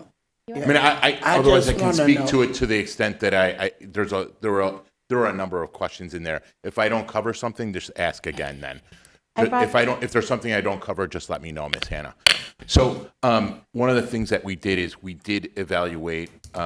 We worked on this along with, it was LeBaron, myself, bless you, Nick, and Miss Patty, to really look at some of the criteria. Were there redundancies? Were there ways that we could reduce without overtaxing, but making sure that we were taking into account that we didn't want the workload to be diminished in any way or capacity. And so we went through this process in identifying that, and then we went to our respective teams and worked with our teams to go through the same criteria. I believe we presented this, was it April, March? March. I think we presented this in March to talk about what we could do to reduce and where we saw redundancies and where we saw some places where we could make some moves. With the organization chart, is that specifically what I'm talking about? We started with the org chart. That's what we did. We started with the org chart and we looked at those positions, and we did this over the course of 7-8 months. I mean, we started well before March. I mean, this was probably October, November, we started to look at that. And so we started to look at that and have those conversations at that point. And then we decided we needed to have some objective criteria by which to evaluate these positions. We couldn't just say, well, I think, or we might be able to do that. We wanted to make sure that we were using objective criteria and that we support what our decisions were going to be. And we didn't want to do it in that room. So that's why we also worked with our respective teams, and we also shared that information with the board, what we were doing, why we were doing it, and what we believed would be the result of those efforts. A continuation. Do you want to add anything? Go ahead, Ms. Hannah. Okay. And then Mr. Vukovic has. Yeah, okay, just, anyway, I was looking at the organization chart. This is a more updated one than the one that that appears on the website, unless it's been changed. You've changed it, Nick. Anyway, my concern right? I look back in our history, and we had just about 18,000 students in the district, and the administrative organization chart is much smaller than it is now. And we have 4,000 or 5,000 less students now. And so that's my concern about, you know, I mean, it's a lot of people on this organization chart. And our student enrollment is down. And so I'd have to that's look my at that concern. chart. I'd have to look at that chart. I'm gonna send but I'd the also, two. I'm gonna send the two that I went back and looked at, but I will send them to you so that you could see for yourself. I'll send them to you, Superintendent, as well. And I'm not, it's not, jiving. we can Yeah. take a look at it. Yeah. We'll definitely take a look at it. We also have to remember, I don't know what year I think you point out a specific year. I will send them to you because they Okay. were recent. There's a lot that goes into it. Strategy, what are the initiatives? I don't know if they were focusing on MTSS at the time. There's just a lot of different things, but we can look at it. So if you send it to me, then I'll dissect it and circle back with you, Ms. Hannah. Thank you. Mr. Vukovic, Is that a question for me? and then Ms. Lenz. No. First thing, this whole concept of the micro meeting, it's a disaster. It's at 8:30. You've got staff here that were ready for 7 o'clock meetings, and month after month, it's the same thing. And it was supposed to be a test, and I would say it has not been positive, and you really need to go back to the old system, because you're just rushing through things. I get that the staff need to be somewhere tomorrow, but you message out to the public that these meetings are being held, and people sit here and wait. Regarding the budget, 2 weeks ago at the board meeting, there was a mother that brought up concerns that indicated for several years she's complained about the elevator at Jack Benny being out of service. Is there anything in the budget to correct that? Mr. Milton, I think you need to give us some historical data on that elevator. And my recollection is at one point, they couldn't even find the parts, and many contractors would not even take that work. So if you can just give some historical context so that we all understand why and where we're at now. Thank you. Yes, thank you for the question. So the elevator at Jack Benny Middle School is an obsolete elevator. It's not to current standards. We've had challenges in the past when it did go down with having contractors replace it, and in order to replace it, it would require a major build out. But even for repairs, it was very difficult. Now, we have circled back on that recently to continue to get additional opinions, but it is a life safety eligible project if we're able to even bring it forward. But at this point in time, we are addressing it through program accessibility for the students who attend that school who may need accommodations. Provide that service. If the elevator was there and it isn't working there, you need to come up with the funds for a new elevator.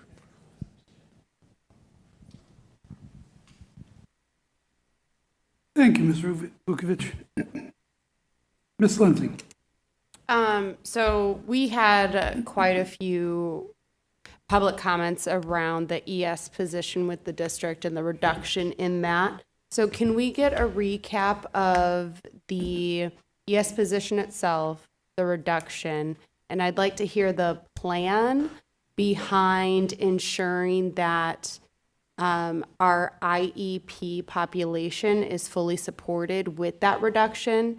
It has been a consistent concern of mine throughout these conversations that we are making sure that the reduced staff can handle the caseload and the expectations, and to check in to see if with the current volume of staff, if we were meeting the demands as it was before reducing.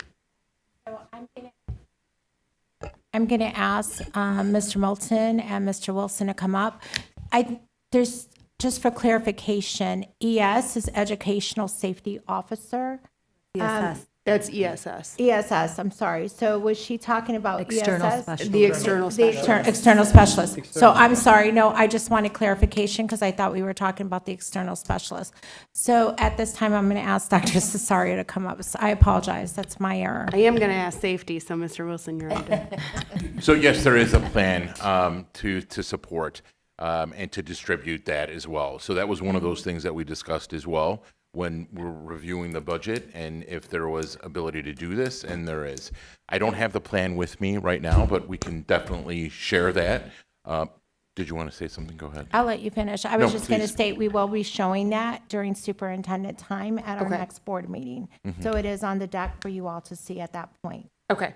Okay. Yeah. So if the information's forthcoming, I will hold my horses. But it is something that I expect because that is a big concern, especially like I get the salary component, right? And that's a reduction, but I would hate for that to turn into legal costs because we're not fully compliant with the IEPs or managing those appropriately. Yep. The second question I had was with safety. So I've said it multiple times, safety first for me. We recently had a reduction in the safety staff as well, and we have our first day of school coming up on Monday. Woo, buddy. So can we just confirm that every building has a safety officer within their staff? Right. I'm going to ask Mr. Wilson to come up and address this. I don't believe every building has a safety officer in their facility, even at this time with the numbers that we had prior to the reduction. But I'll let Mr. Wilson explain, answer the question. There you go. Good evening, board members, board president, community. Ms. Lindsay, all of the current buildings that had staff have staff. That's the 3 high school campuses and the 5 middle schools, all will be staffed with safety officers. Okay, but our elementary schools also had safety staff and our pre-K building had safety staff, so I'm confused. We don't have safety staff at the elementary schools. So That happened for a while. Yeah, that's Even been when I for was teaching, they years. got removed. okay, so then in our pre-K building? We will not have anyone at the pre-K building. But we did. Oh, we did. Yeah. we did. I'm going to speak from personal experience on my concerns, and then I'll let you address that. So,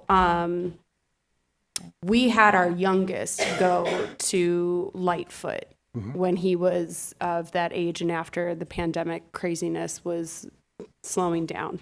And there was safety staff there, and that individual, great, always polite, wonderful. But the main concern was I did drop off, so my kid didn't take a bus, and that was mayhem. And I don't know if anyone else takes their kid over to Lightfoot or is driven by it. It also shares a very narrow lane to get over to Clearview. So that traffic pattern is extremely scary. I've seen staff almost get hit by parents in their cars. And so that safety staff was out there helping with that. And those littles, like my son has told me, like, oh, so-and-so ran out of class today. So I just, for me, like, it's more than a safety role.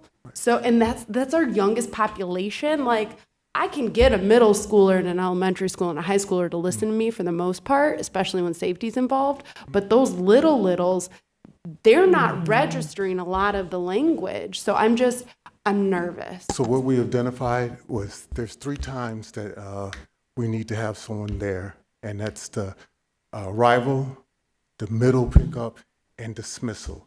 I put together a plan to block off that road between Robbie Lightfoot and Clearview.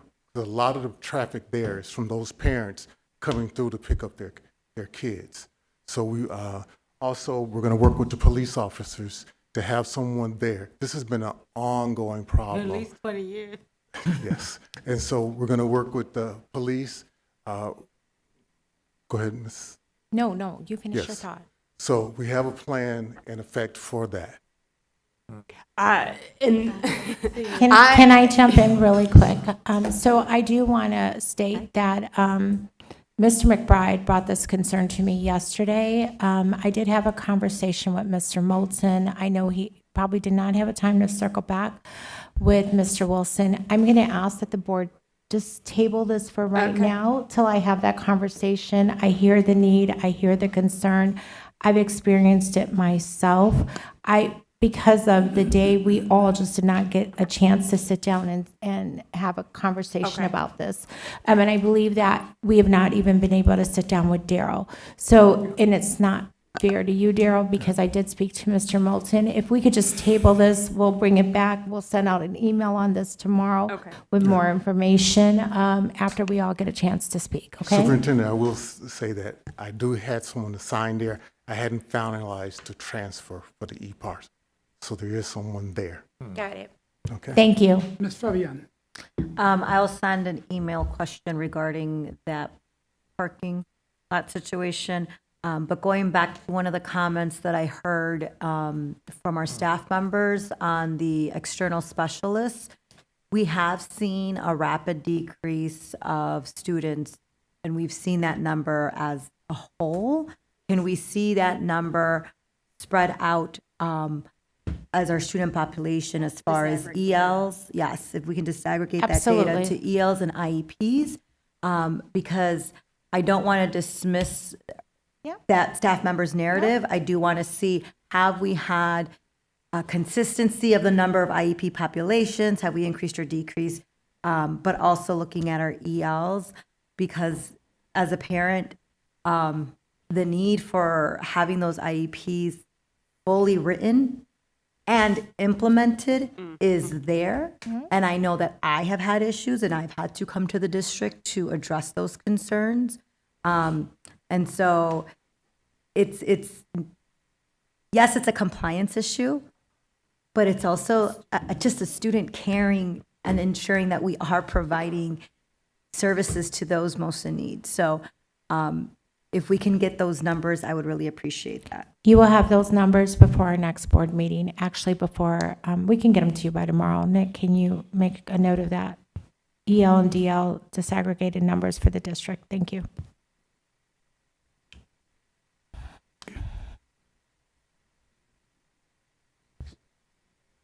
Ms. Briscoe? Okay, so there are no more budget workshop meetings, right? So just a question. I know that there's still been a lot of moving parts since workshop number 3. The budget that we looked at, was that final, or is it still like in progress? So the 3-year that we looked at, is that still current? Is that changing? Is that a moving document? Because I know time is running out. Yes. Thank you. That's a good question. At present, that is the document. There's no material changes in revenue. We did get the evidence-based funding amount, and we were on target with what we anticipated. So there's no material change there. We have not found that there's a reduction in any other revenue stream that we've projected. So there's no material change there. And if there's going to be a change in the expenditures, it's probably downward. But at present, there's no change there. But I know that the superintendent has given directive for us to continue to look at ways that we could streamline expenditures. So I would say, because the budget is a living document, right, it's fluid. I would say right now, the budget that was presented at Budget Workshop 3 is the budget that we intend to present to the superintendent and ultimately to the board for adoption, barring recommendations from the community superintendent or the board. Who is next? I think Lindsay. Ms. Lensing, then Ms. Fabian. Okay.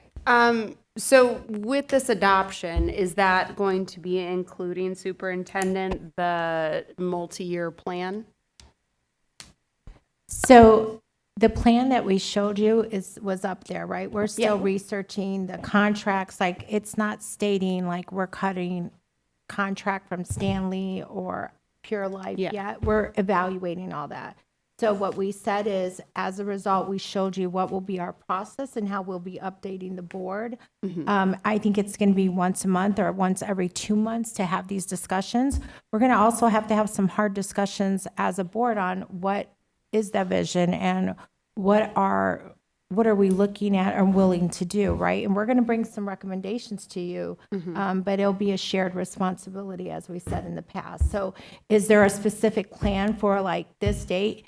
We're doing this, this, and that? No. And I will tell you why, because the budget is going to fluctuate. Right now, I think we've seen that we could possibly save about 14 million. I don't remember that number. We may save a little less, depending if we get more students with IEPs and we need to add more services. And I'm not just saying it's that way. There's different ways. I'm just using that as one example. However, we may even save more. But we need to be monitoring that from month to month to month because it is so very fluid. So my suggestion is we're adopting the budget from 26 to 27. You heard the 3-year plan and the amounts of monies that we're looking to save from year to year to year. And that will be our commitment to the Board of Education and working through with the Board of Education and communicating what we're looking at and what could be some possible suggestions for the upcoming years. Okay, thank you for clarifying what we'll be voting on. It's the budget itself, not your plan to get it in line. No, ma'am, just the budget itself is what you're voting for. And then I would just like to add a suggestion when it came back to those salary freezes. Instead of doing a broad percentage on the entire staff, I would prefer a scaffolded approach where those earning a certain threshold have no impact to their pay. Because again, we have some individuals in this district earning much less than our starting teacher salary at $55,000, and every penny counts, right? And then we have administrators and some teachers in 6 figures. So I would like a more scaffolded approach where if you earn within this range, we can anticipate a pay freeze for a year, this range, this rate, et cetera, so that is more equitable. Because 1% for everybody, we talk about equality and equity, that's not meeting that bill that we're dedicated to within this district. So just something to look at as we're projecting into those future years. So we definitely appreciate a solution and a way to look at this. I'm going to ask the board that these are going to be conversations that we have forthcoming, right? We don't need to make that decision right now, and we should not make that decision right now. It's too hasty to make that decision right now. We need to get on the road. We know that that's a possible option. Our employees know that we're talking about this, so it's transparent. And as we go through, we'll bring back some suggestions. But I do hear your suggestion, and it is something that we've kind of kicked around too. So we'll be bringing back, I believe, a number of different models that as we look at this. Yeah, and just to clarify, I'm in no way saying do this. It is a suggestion because that is something to research and we need to prepare for if we're talking about pay freezes. So I get that it's multiple conversations, we'll keep talking about it, but I want to get it out there as soon as possible if that's a viable option. Thank you. Thank you, Ms. Fabian. And just to clarify Ms. Briscoe's question, there is not another budget committee meeting. However, we are going to open up for a hearing. And at that time, correct me if I'm wrong, then you'll be also able to open up to the community to ask more questions or give any more input. So I just want to clarify that, not just for Ms. Briscoe, I know she's here all the time, but for any others who may have missed our previous budget meeting, and that also you are not limited to, as a community member, just coming to the meeting. You know, if they want to email the administration as well with any of their suggestions or concerns, you know, and then potentially if we need to discuss that in an open meeting. Ms. Hannah. I think there's some policy on that, so we'll circle back on the board with that, because I know previously we were not accepting emailed questions. It's not something we do. There's a policy there, so I heard your suggestion. Let me look at it, and I'll circle back with the board. Okay, Mr. Riddle, then Ms. Hannah. Okay. First off, I'd like to thank Ms. Polk and her staff for responding to my post-budget meeting 3-question follow-up. I still have serious concerns about whether I can even approve the budget as presented, because I don't feel it's that we're taking enough this year. But I would vote for it if I felt that there was a resolution that the board is staunchly saying that the multi-year plan that has been presented is, it doesn't really have great detail into it. It's just saying that we're going to save, this year we're going to borrow about 27 million. And if we approve the budget, that gives you the authority to do it. So there's no point in us afterwards saying, well, I'm not going to approve this, I'm not going to approve that, because we've approved it already for FY '27. So in order for me to vote for this budget that is, as you said, Ms. Polk, is pretty much set right now, and I don't believe, in my personal opinion, it wasn't aggressive enough, but I would vote for it if the board were willing to adopt a resolution that said, basically what your multi-year plan says, that we are going to save, however it's going to be done, we are going to save approximately 15 million the following fiscal year and 5 the next, and we will be balanced by FY '30. And if the board were willing to adopt such a resolution, knowing things change, and we'd be willing, then we'd basically be saying we are willing to make tough decisions as a board, because it is going to be tough to save that kind of money. It's not going to be an easy thing, and there's going to be tough decisions to make. And I think we also, it's in my questions here to Ms. Polk and the finance team, I was saying, during this time, I think we have to be very transparent to the community. They have to understand where we're at, and we know that decisions being made are going to impact our children, unfortunately, and they're certainly going to impact staff, because staffing is 80% of our budget. So these are really tough decisions, and we're not looking back and say, maybe we should have done this. I mean, we can't look back and say, well, it would have been nice if we'd have done this, a few years in advance. We didn't. We didn't cut when we could have, and maybe the damage or the pain wouldn't have been as severe. But now we're going to have to do it, because we are at a point where if we don't, come fiscal year 30, we will not have enough money left to run this. We'll have to start borrowing for TAWs, and we do not want to do that. So I'm actually asking the board if you're willing to do I don't know how that would be done. It would be a resolution, I guess, drawn up by the administration, or in consultation with the board, and we would approve that resolution before we approve this budget. Otherwise, I'm telling you right now, I cannot approve this budget. I don't believe it's not aggressive enough, and it doesn't lock us in. It doesn't lock the superintendent and the administration and the finance department, and it doesn't lock us into saving that money that we have in reserves. So that's where I stand. I don't know where the rest of you are, but I do appreciate all the work that's gone into this. I know it's late in the year for us to make changes at this point in time, and I like some of the ideas that are being thrown out. There's many of things that we can do, and I agree that the administration is working very hard to come up with some ways of saving money and not affecting our students' opportunities to learn, because that is the most important thing that we have. And I'm glad you're going to take a second look at what we heard tonight about the external specialists, because I'm very concerned from what we heard too, how that's going to affect those children that are our most vulnerable. So we're going to have to make adjustments. But anyway, that's where I stand. Everybody got my questions. All you board members got it, and you all got the answers that Ms. Polk put out, and I thank you for doing that. So that's kind of where I stand. Okay, Superintendent wanted to respond to that, and then we've got Ms. Fabian and Ms. Lenzing, Ms. Hannah, and Mr. McBride. So I'll just jump in here. Resolution is not a bad idea. That is up to the board. But I do want to remind you all, you do have to vote and approve the budget each year. So that still holds us accountable. I'm not saying do not do the resolution, but the board still has the control because you will be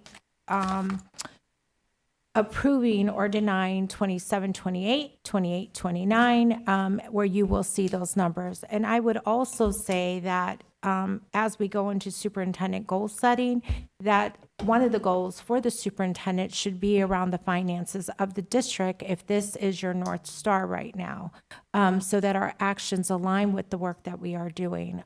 So I just wanted to add that piece into it. Thank you, Ms. Hannah. Okay,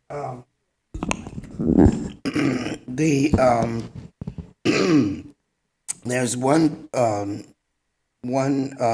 the items in terms of expenditures that I am concerned about. And we have consultants in the district. We've got consultants in teaching and learning. We got consultants in diverse learners, safety, operations, even the superintendent has a consultant.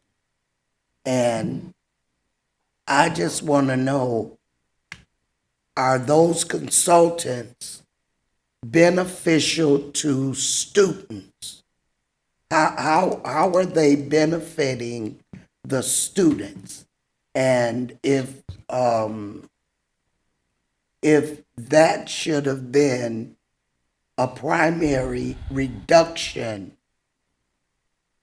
even before we started reducing staff,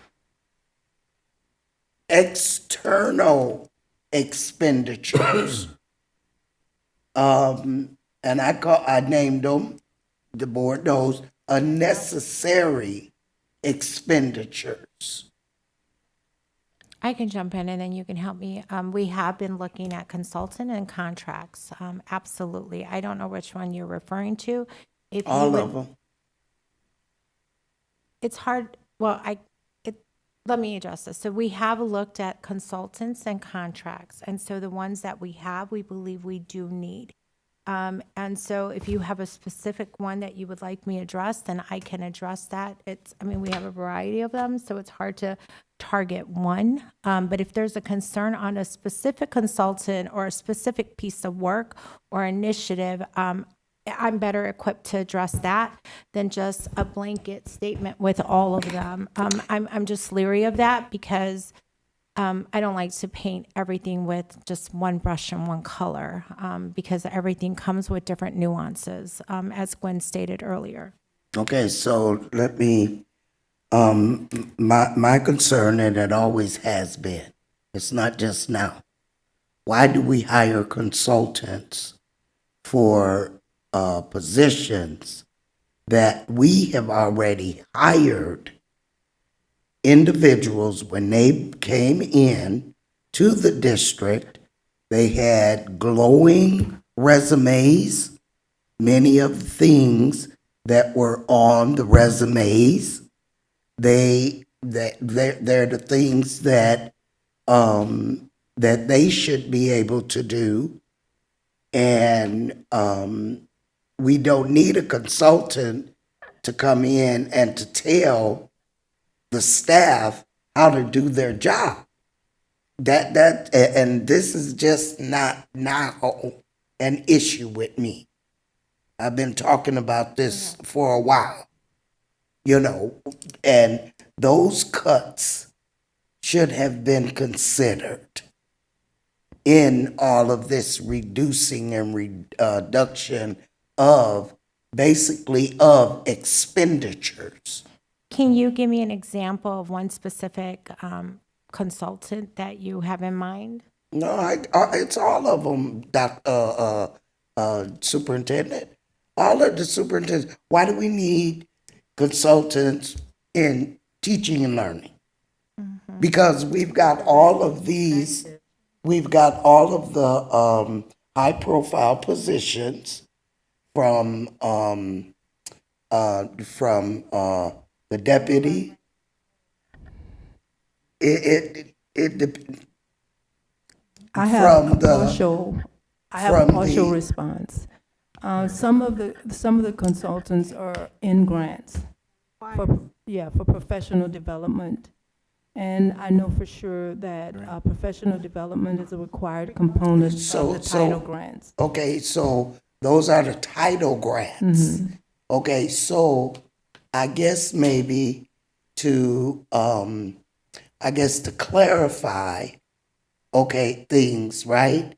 I guess superintendent, we need to get a list of the consultants that we have in District 60 and to see how,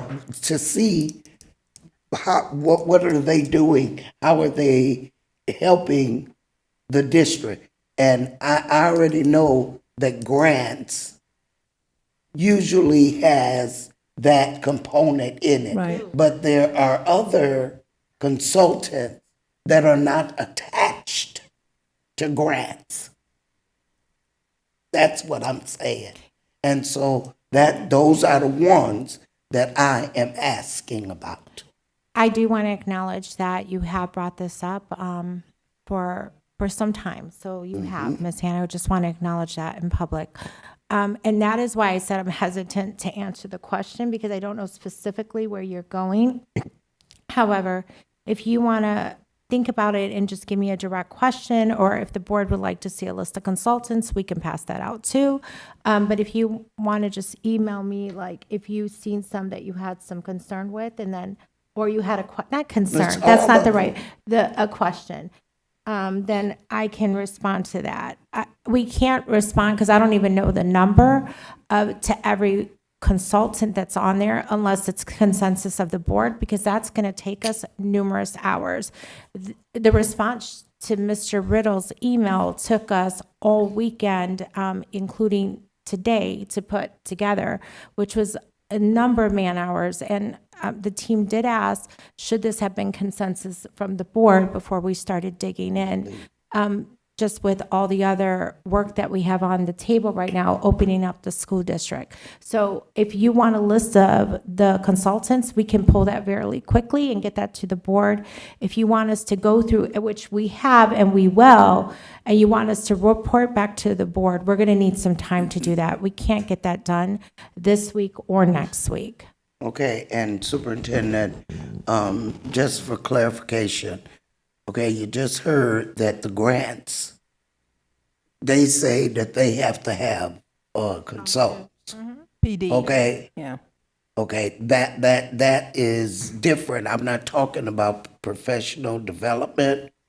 I'm talking about consultants that are not attached to grants for the district. That's all. I don't know what that number is just sitting here. So I don't believe Ms. Polk has that either. So that's something that we would have to look at. So I'll circle back with the board to give you that number and what that work would entail and the amount of time that it would encumber for us to do so. So I'll circle back with you, Ms. Hannah. That we should already have that information, all of the informational systems, computers, and all of that. We should be able to hit a button and come up with the people that we're paying as consultants. And I did state, if you wanted just a list of consultants, we can get you that fairly quickly.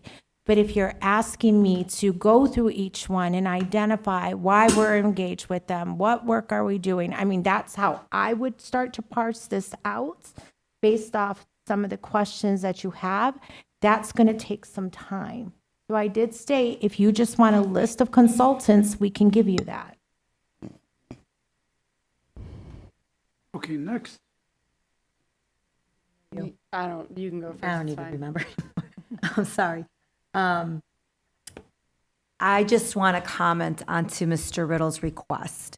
I don't feel comfortable putting numbers on projected years because we know that the landscape federally has been changing. Our Department of Education has been being slashed. We know that there are elections coming up. And so that might change. Right now, We don't know where Title I, Title III is going to look like. We know currently those are places where we're getting cuts, right? Even our community schools grants for Illinois was specifically targeted and reduced as far as how much money we receive. That could change when the political landscape changes. Also, when our board elections are going to be coming up in those years, and that might change as well. So I don't want to tie myself or bind myself to a specific number because I don't know what that's going to look like.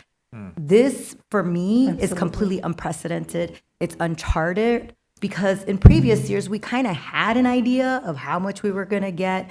And now it's kind of like, what's going on? We don't even know what's going on with the Department of Ed, right? And then Medicaid, what do you call it? With Medicare also, sorry. Yeah, Medicaid, I get it mixed up too. sorry, Medicaid. So Yes. care, elderly, aid to those in need. Right? So Medicaid is also being transferred to the states.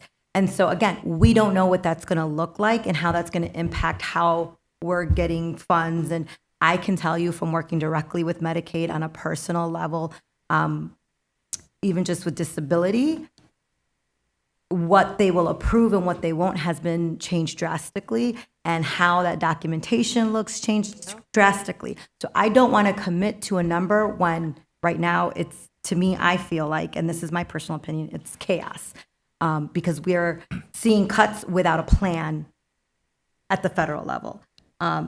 The other point that I want to make is I also believe personally it was unfair. We waited until after our first budget meeting to give clear direction to the superintendent. And that direction was only given because she specifically asked each one of us questions. Are you okay with me doing X, Y, Z? And she went down the list and asked each and every one of us, are you okay with RIFs? Are you okay with closing schools? Because there was not clear direction given from us, the board. I want to take onus for that. Because without that clear direction, she could not have done that plan.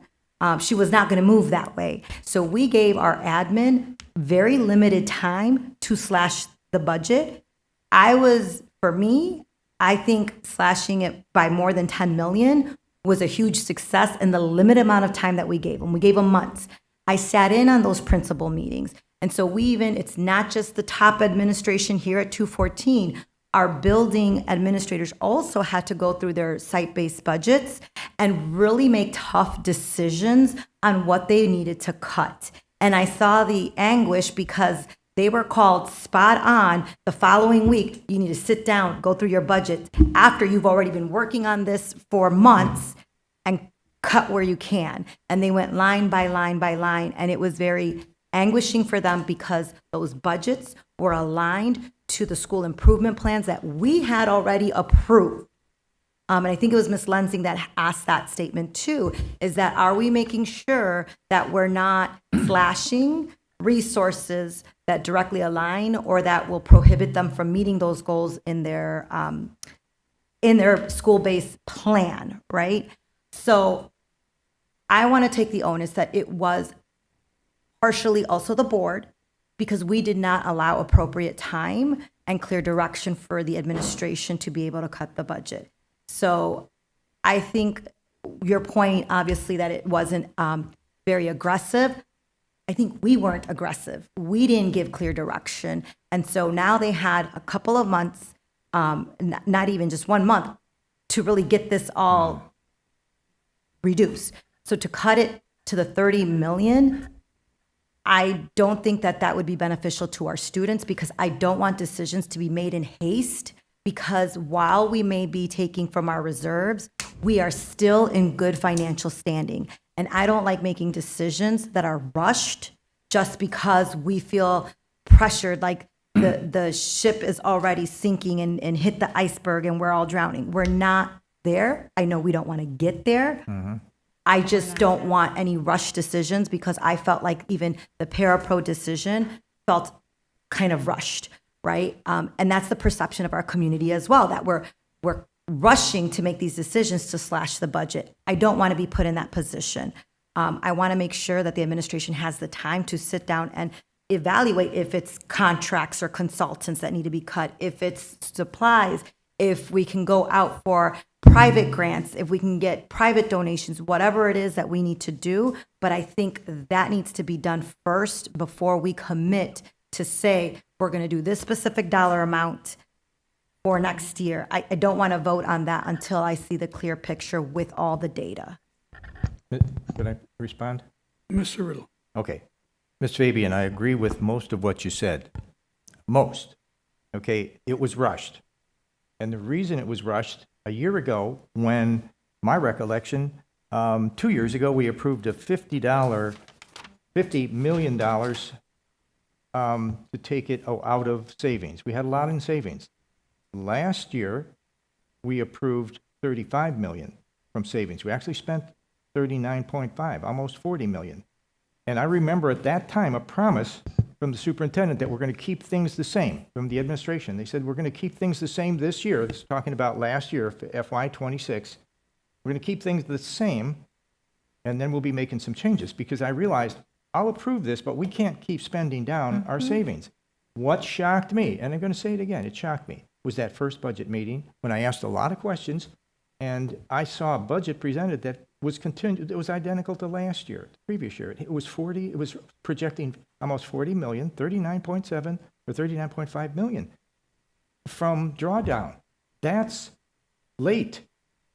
Yes, it is late. It's too late to make a lot of big changes. And I'm not saying we can balance our budget this year. What I'm saying is we now have to budget it. And I didn't come up with the 3-year multi-plan, the administration did. And I'm saying that we have to follow that. All I'm asking the board to do is to commit to a resolution that doesn't lock us in, as the superintendent said. It's just putting the boards up front. We're saying this budget needs to be balanced within 3 years, or we will be down to savings. We will have less savings than it's going to be really hard to build savings back up.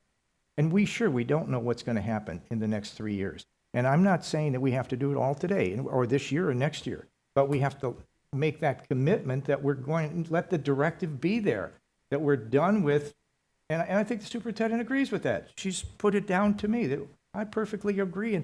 And Ms. Polk says too, we agree with what you're saying, Mr. Riddle. We are committed to continuing to run the school district as best we can with providing the services that we can, and that's all what we want. I want the same thing you do. We all want the same thing. But we also have to realize it costs money. And we have less students, thousands less students than we had a few years back, as other districts have. And they're having to do the same thing. They're having to cut back. But Waukegan has a greater loss in students, and that could change in the next year or two. And if it did, we'll get some more money from the state, because it's based on... Or expend. Yeah. Or expend more money. Well, we'll spend more money, but concern- we'll get some more money. But we do have to, what I want the board to do is say, yes, we all agree, we have to balance this budget. We don't want to go down below what we need and what we've set as a board to be able to operate. That's all I'm saying. So I'm saying that if we make that commitment, then I'll vote for this budget. But if we don't, I'm feeling like the board is not being clear about what we're doing. It's going to take us several years to balance. And yes, I apologize for continuing to harp on, we haven't done enough. But that harping is the fact that, we should have done it earlier in the year. We should have done it slower, so Absolutely. But now we're locked in. We can't keep spending at the amount that we've been spending, or we won't have enough reserves to operate, and we'll have to go out for TAW. That's all I'm saying. And I agree, but my concern is, again, the superintendent asked us these very difficult questions. We all agreed. And then when it came up, we had people that backtracked and said no for various reasons. Yes, it's tough. If we're making these resolutions, we are also binding, because we are going to have a board member election. So it may be ourselves in the future. It may be a different board to hold to that. Yes. So again, if we're doing this, then we need to actually, when the votes come and we have to make those tough choices, we need to stand by that decision and stand by our administration and our staff and say, this is the path that we directed them to go in. Right, and I'm glad you said that, because I do trust these professionals. They know what they have to do, and it's hard for them to decide, but I'm going to trust their recommendations. And yes, they may decide that maybe we can keep, for instance, these external specialists. Maybe we can adjust a little bit. Maybe we can, what the superintendent, I'm really happy that we were able to place the paras back, because and we know how valuable they are. But you're right, as a board, we're going to have to back the superintendent up when she makes those resolutions or recommendations. We have to trust that that's the best thing, and do our research, but also understand that we trust our professionals who work here, and they want what we want. And there's going to be some tough choices to make. I agree with you, Ms. Fabian. If I could say this, I agree with everything that's been said. In the superintendent's response, that was one of the things she said, that it's not about a percentage, it's not about a number, it's about a strategy. Yes. Right? Because if you focus on a number, then if there's shifts in the revenue or shifts in the expenditures, then you're still not going to make it, right? So it's important that you understand that the budget is a living document. It's not stagnant. It's always going to change, and that the emphasis is placed on reducing the structural deficit. Okay. Yes, there's a North Star of a number, but that's not the key. The key is ensuring that you're monitoring your spending, you're monitoring shifts in revenue stream, you're monitoring return on investment. Those are the things that's important. And the superintendent just mentioned that periodic briefings to the Board of Education to let you know where we are financially so that you can pivot. And all of that was in the responses. So I think getting caught up on just percentages or numbers, we're missing it, because it's more about strategy. Ms. Lenzing and then Mr. McBride. Are you finished or you have more? I was just going to say, I think I came on too strong. I agree with Ms. Polk here. I apologize, okay? Because I was saying, I'm not going to vote for this budget. I guess what I'm wanting us to do is to lock in as a board and say, we do recognize we have some, and the administration knows, we have some problems. But I think what Ms. Polk just said is perfectly clear. It brings in my mind that, yes, a budget is a living document, and I just want to make sure that we as a board stick together and know that we're going to make the changes that are necessary. And whoever comes on in this next, we do have an election come up. And I think if we say this strongly enough, any candidate that comes on and says that I'm not going to get rid of anybody, we as a board have to tell them that's not true. We've got to operate, and we're all intelligent people, and so we can't let somebody come in and campaign on, we heard some of the public saying, we're going to change this whole board. Well, there's only 3 or 4 people anyway up for election, but, that's not the case. We don't want that kind of person on our board that's just going to say, I'm not going to vote, to reduce anything, because the fact of the matter is we have to be responsible. We only have so much money. So, I kind of retract. Let me rethink what I said. I've been patiently. Then Mr. McBride, okay? So a couple of things, and I just want it very clear that my comments are with the most respect. Yes. Mm-hmm. It is a hard job. Yes. That our superintendent, yes, our CFO, and her team are doing and have put a lot of work in. Yes.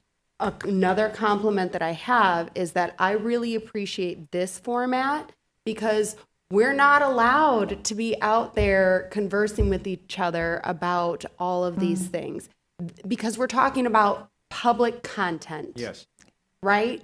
So it's not backdoor conversations. We're kind of collaborating to sync up. So this cross communication that we're having as a board is something that I would like to see continue. I do have some pushbacks on some of the things that were said. For the resolution, I believe that has to be renewed annually. And it's great sentiment, but it doesn't come with action. And I'm saying this from the tradition standpoint, because when this board passed that traditions and culture, it was, we're doing that. And we haven't seen things that like my generation that has loved in this community. And I'm gonna say it, Ghetto Bird or Dirty Bird is, Mr. Ewing, quite a few years younger than me, refers to it as. I don't know where you got that, right? Like that tradition has been crumpled up and tossed away. And that has upset community members where they had a petition, right? But we had a resolution to try to address that. So resolutions are great, but they don't come with enforcement. There's no teeth to them. So to our superintendent's point, I hear what you're saying, Mr. Riddle. I think that needs to be a goal, Yeah. Okay. right? It needs to be create a 3-year plan, and it's a very structured, right? And not so regimented that like next board members, if you, me, or Ms. Fabian's not on the board, it needs to be loose enough where it can be enforced long term, but there needs to be a plan, right? I will say a little bit of pushback on Ms. Fabian with like our questions coming forward and pushing back on the budget was with Budget Workshop 1. We had a financial goal to get things streamlined, and it didn't quite come to fruition as maybe we each individually thought. But the work that was done in the very short time was closer to what I was anticipating, right? And I think this is a good exercise because it teaches us what future budget processes should look like. It should not be because our federal administration is putting us into a tizzy because they don't know. Right? Like it should be before the budget is even discussed. The superintendent is coming to the board to say, hey, we have our strategic plan that we have in place. Are there areas that you're wanting us to focus on for this budget? Right? There should be a pre-conversation instead of them investing all of the work and handing it over to us, and then we rip it apart. Right. There needs to be some pre-collaboration because it's not fair to you. I'm sure you and many of your staff members are like, please God, take me back to last year or shoot me to next year because this year already has been rough. Yes. And it's not like summer's supposed to be a little bit easier, right? Right. So I recognize that. So I think this is just very enlightening for how we should proceed going forward so that it's fair to the staff and it's fair to the board and it's fair to the community and our students. Right. Well said. Well said. On top of that, man.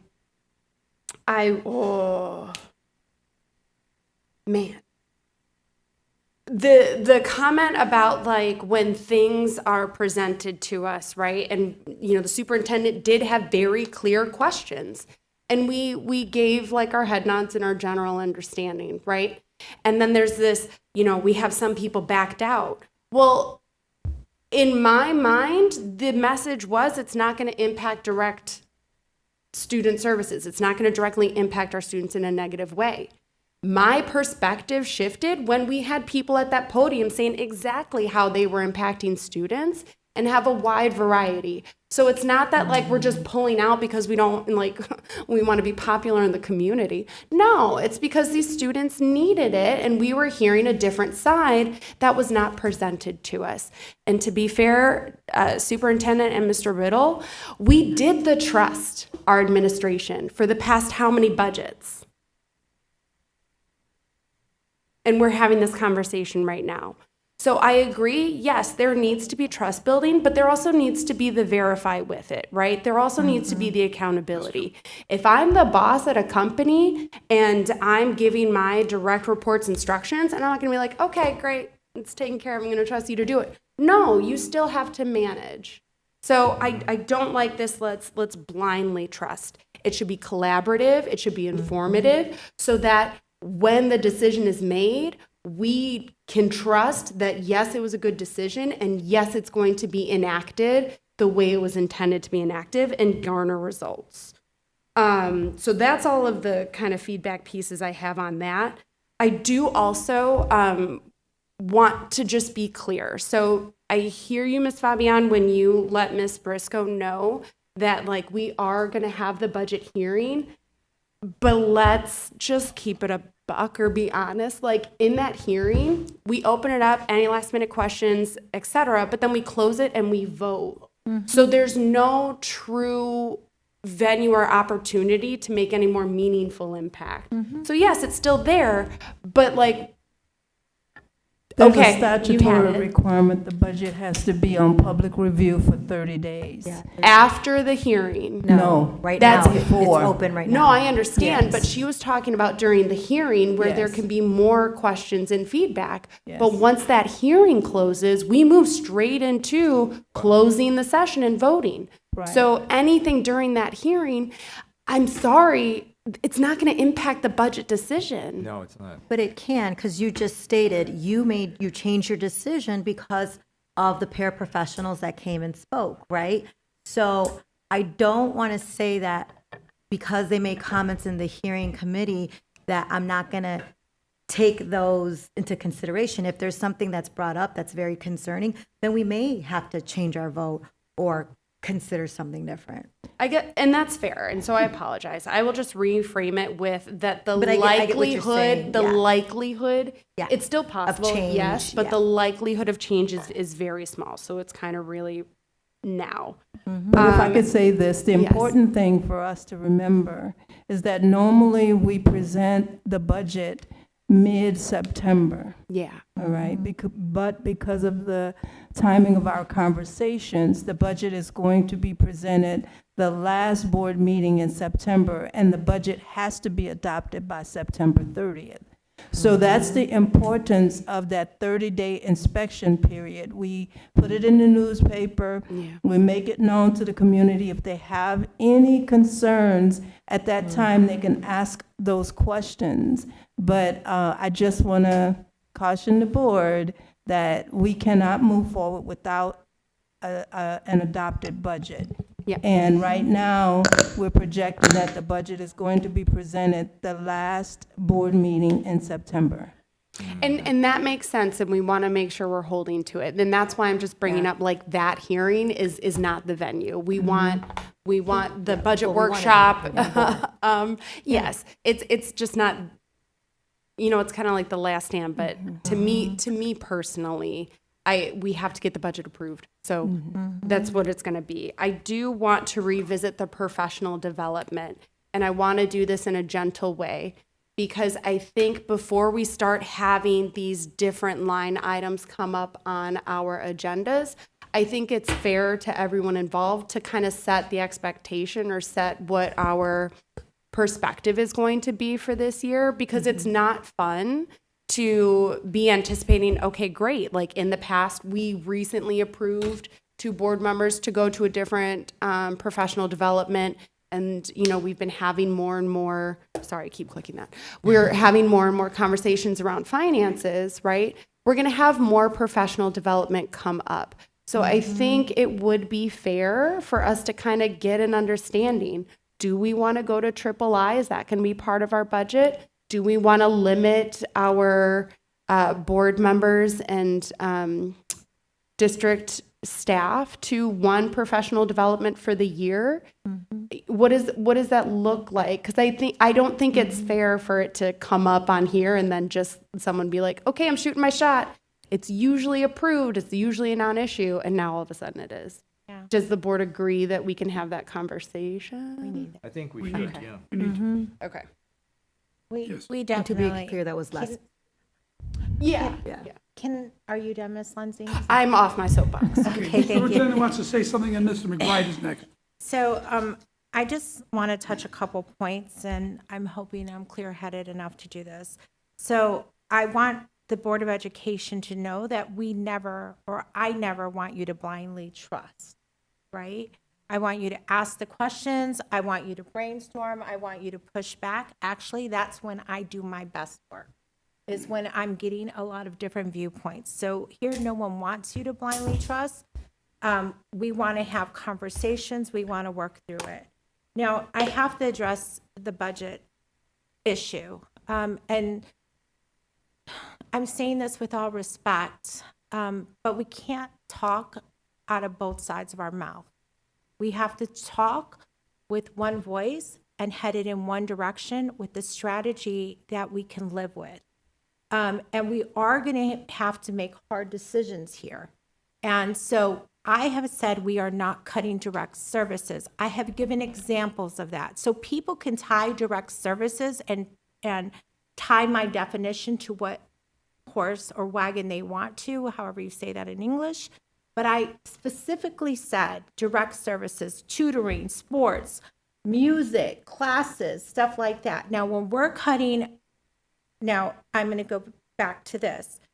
This board, we had social workers come that said we needed more social workers after we went to Coach Ashlov's, why can I think of this? It's right on where they present all the projects. Thank you. Yeah. The board goes there, listens to students, comes back and says, Teresa, we need more social workers. Kids come, we need more social workers. Board's direction, Teresa, get more social workers. But superintendent, go get more social workers. Then there was an ask for nurses at every school. We explained how we could manage that, do a caseload, do a board. Not everyone was seated at this board at different times. So I'm just giving some examples, not all examples, right? We need nurses at every school.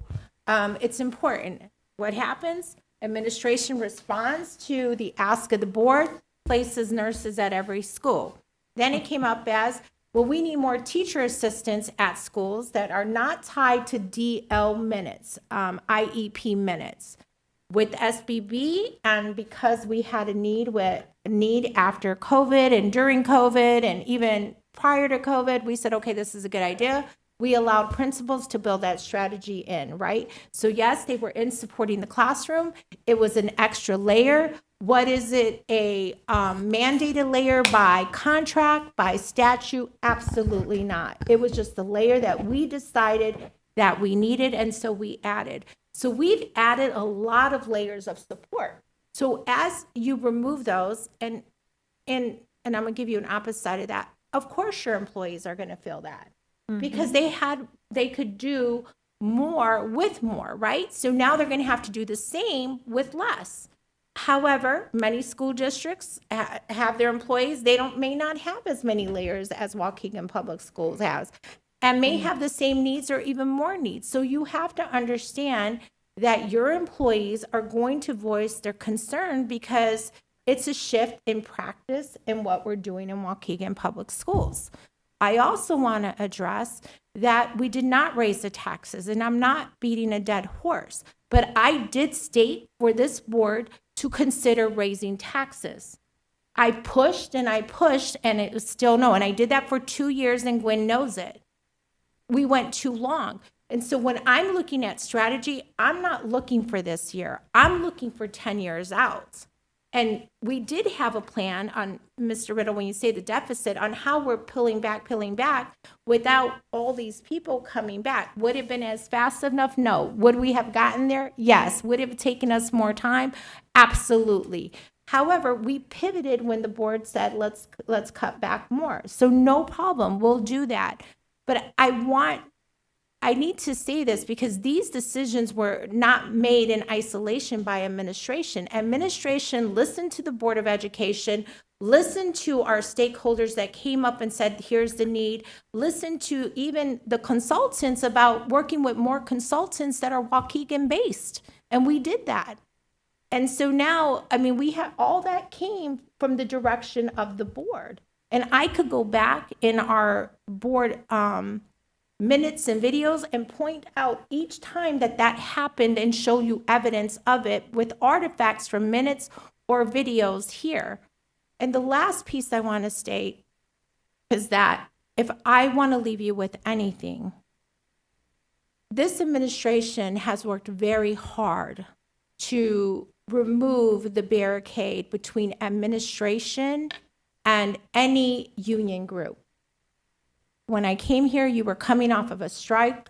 We work really good with our presidents. We try to work really good with our parents, our presidents. I was a teacher. Eduardo was a teacher. A lot of us were teachers in here. We were union members. Teresa's pro-union. And so it's not them and us. We're all in this together. And my only ask for this board is that we don't pit them and us, because you cannot run a school without a principal. You need coordinators building development out in your building. We need our FACE people to be working within our communities. So now, are there some places that maybe we can condense and align? I believe so. I'm going to say, I believe that. We can do that. We can do a better job of aligning and supporting that, maybe even revisiting the organizational chart. But it's not them versus us. We are all Waukegan Public School employees. And many of them, and I'm looking at Mr. Figueroa in the back, who has been in your district for 30 plus years, was a teacher and has just worked himself up the ranks to be administration. And so remember that when we're talking here, our employees can say, I don't want to be part of this district. I can go be part of another district. And so we just got to be cautious on how we approach this and have a strategy, because regardless of whatever we think, you cannot run a district without administration. And you need your teachers, and you need your parapros, and you need your safety staff, and you need your custodians. You need everyone in here to make this work for children. That's all I have to say. Thank you. Mr. McBride. I really don't have a lot to say. I'm at this point.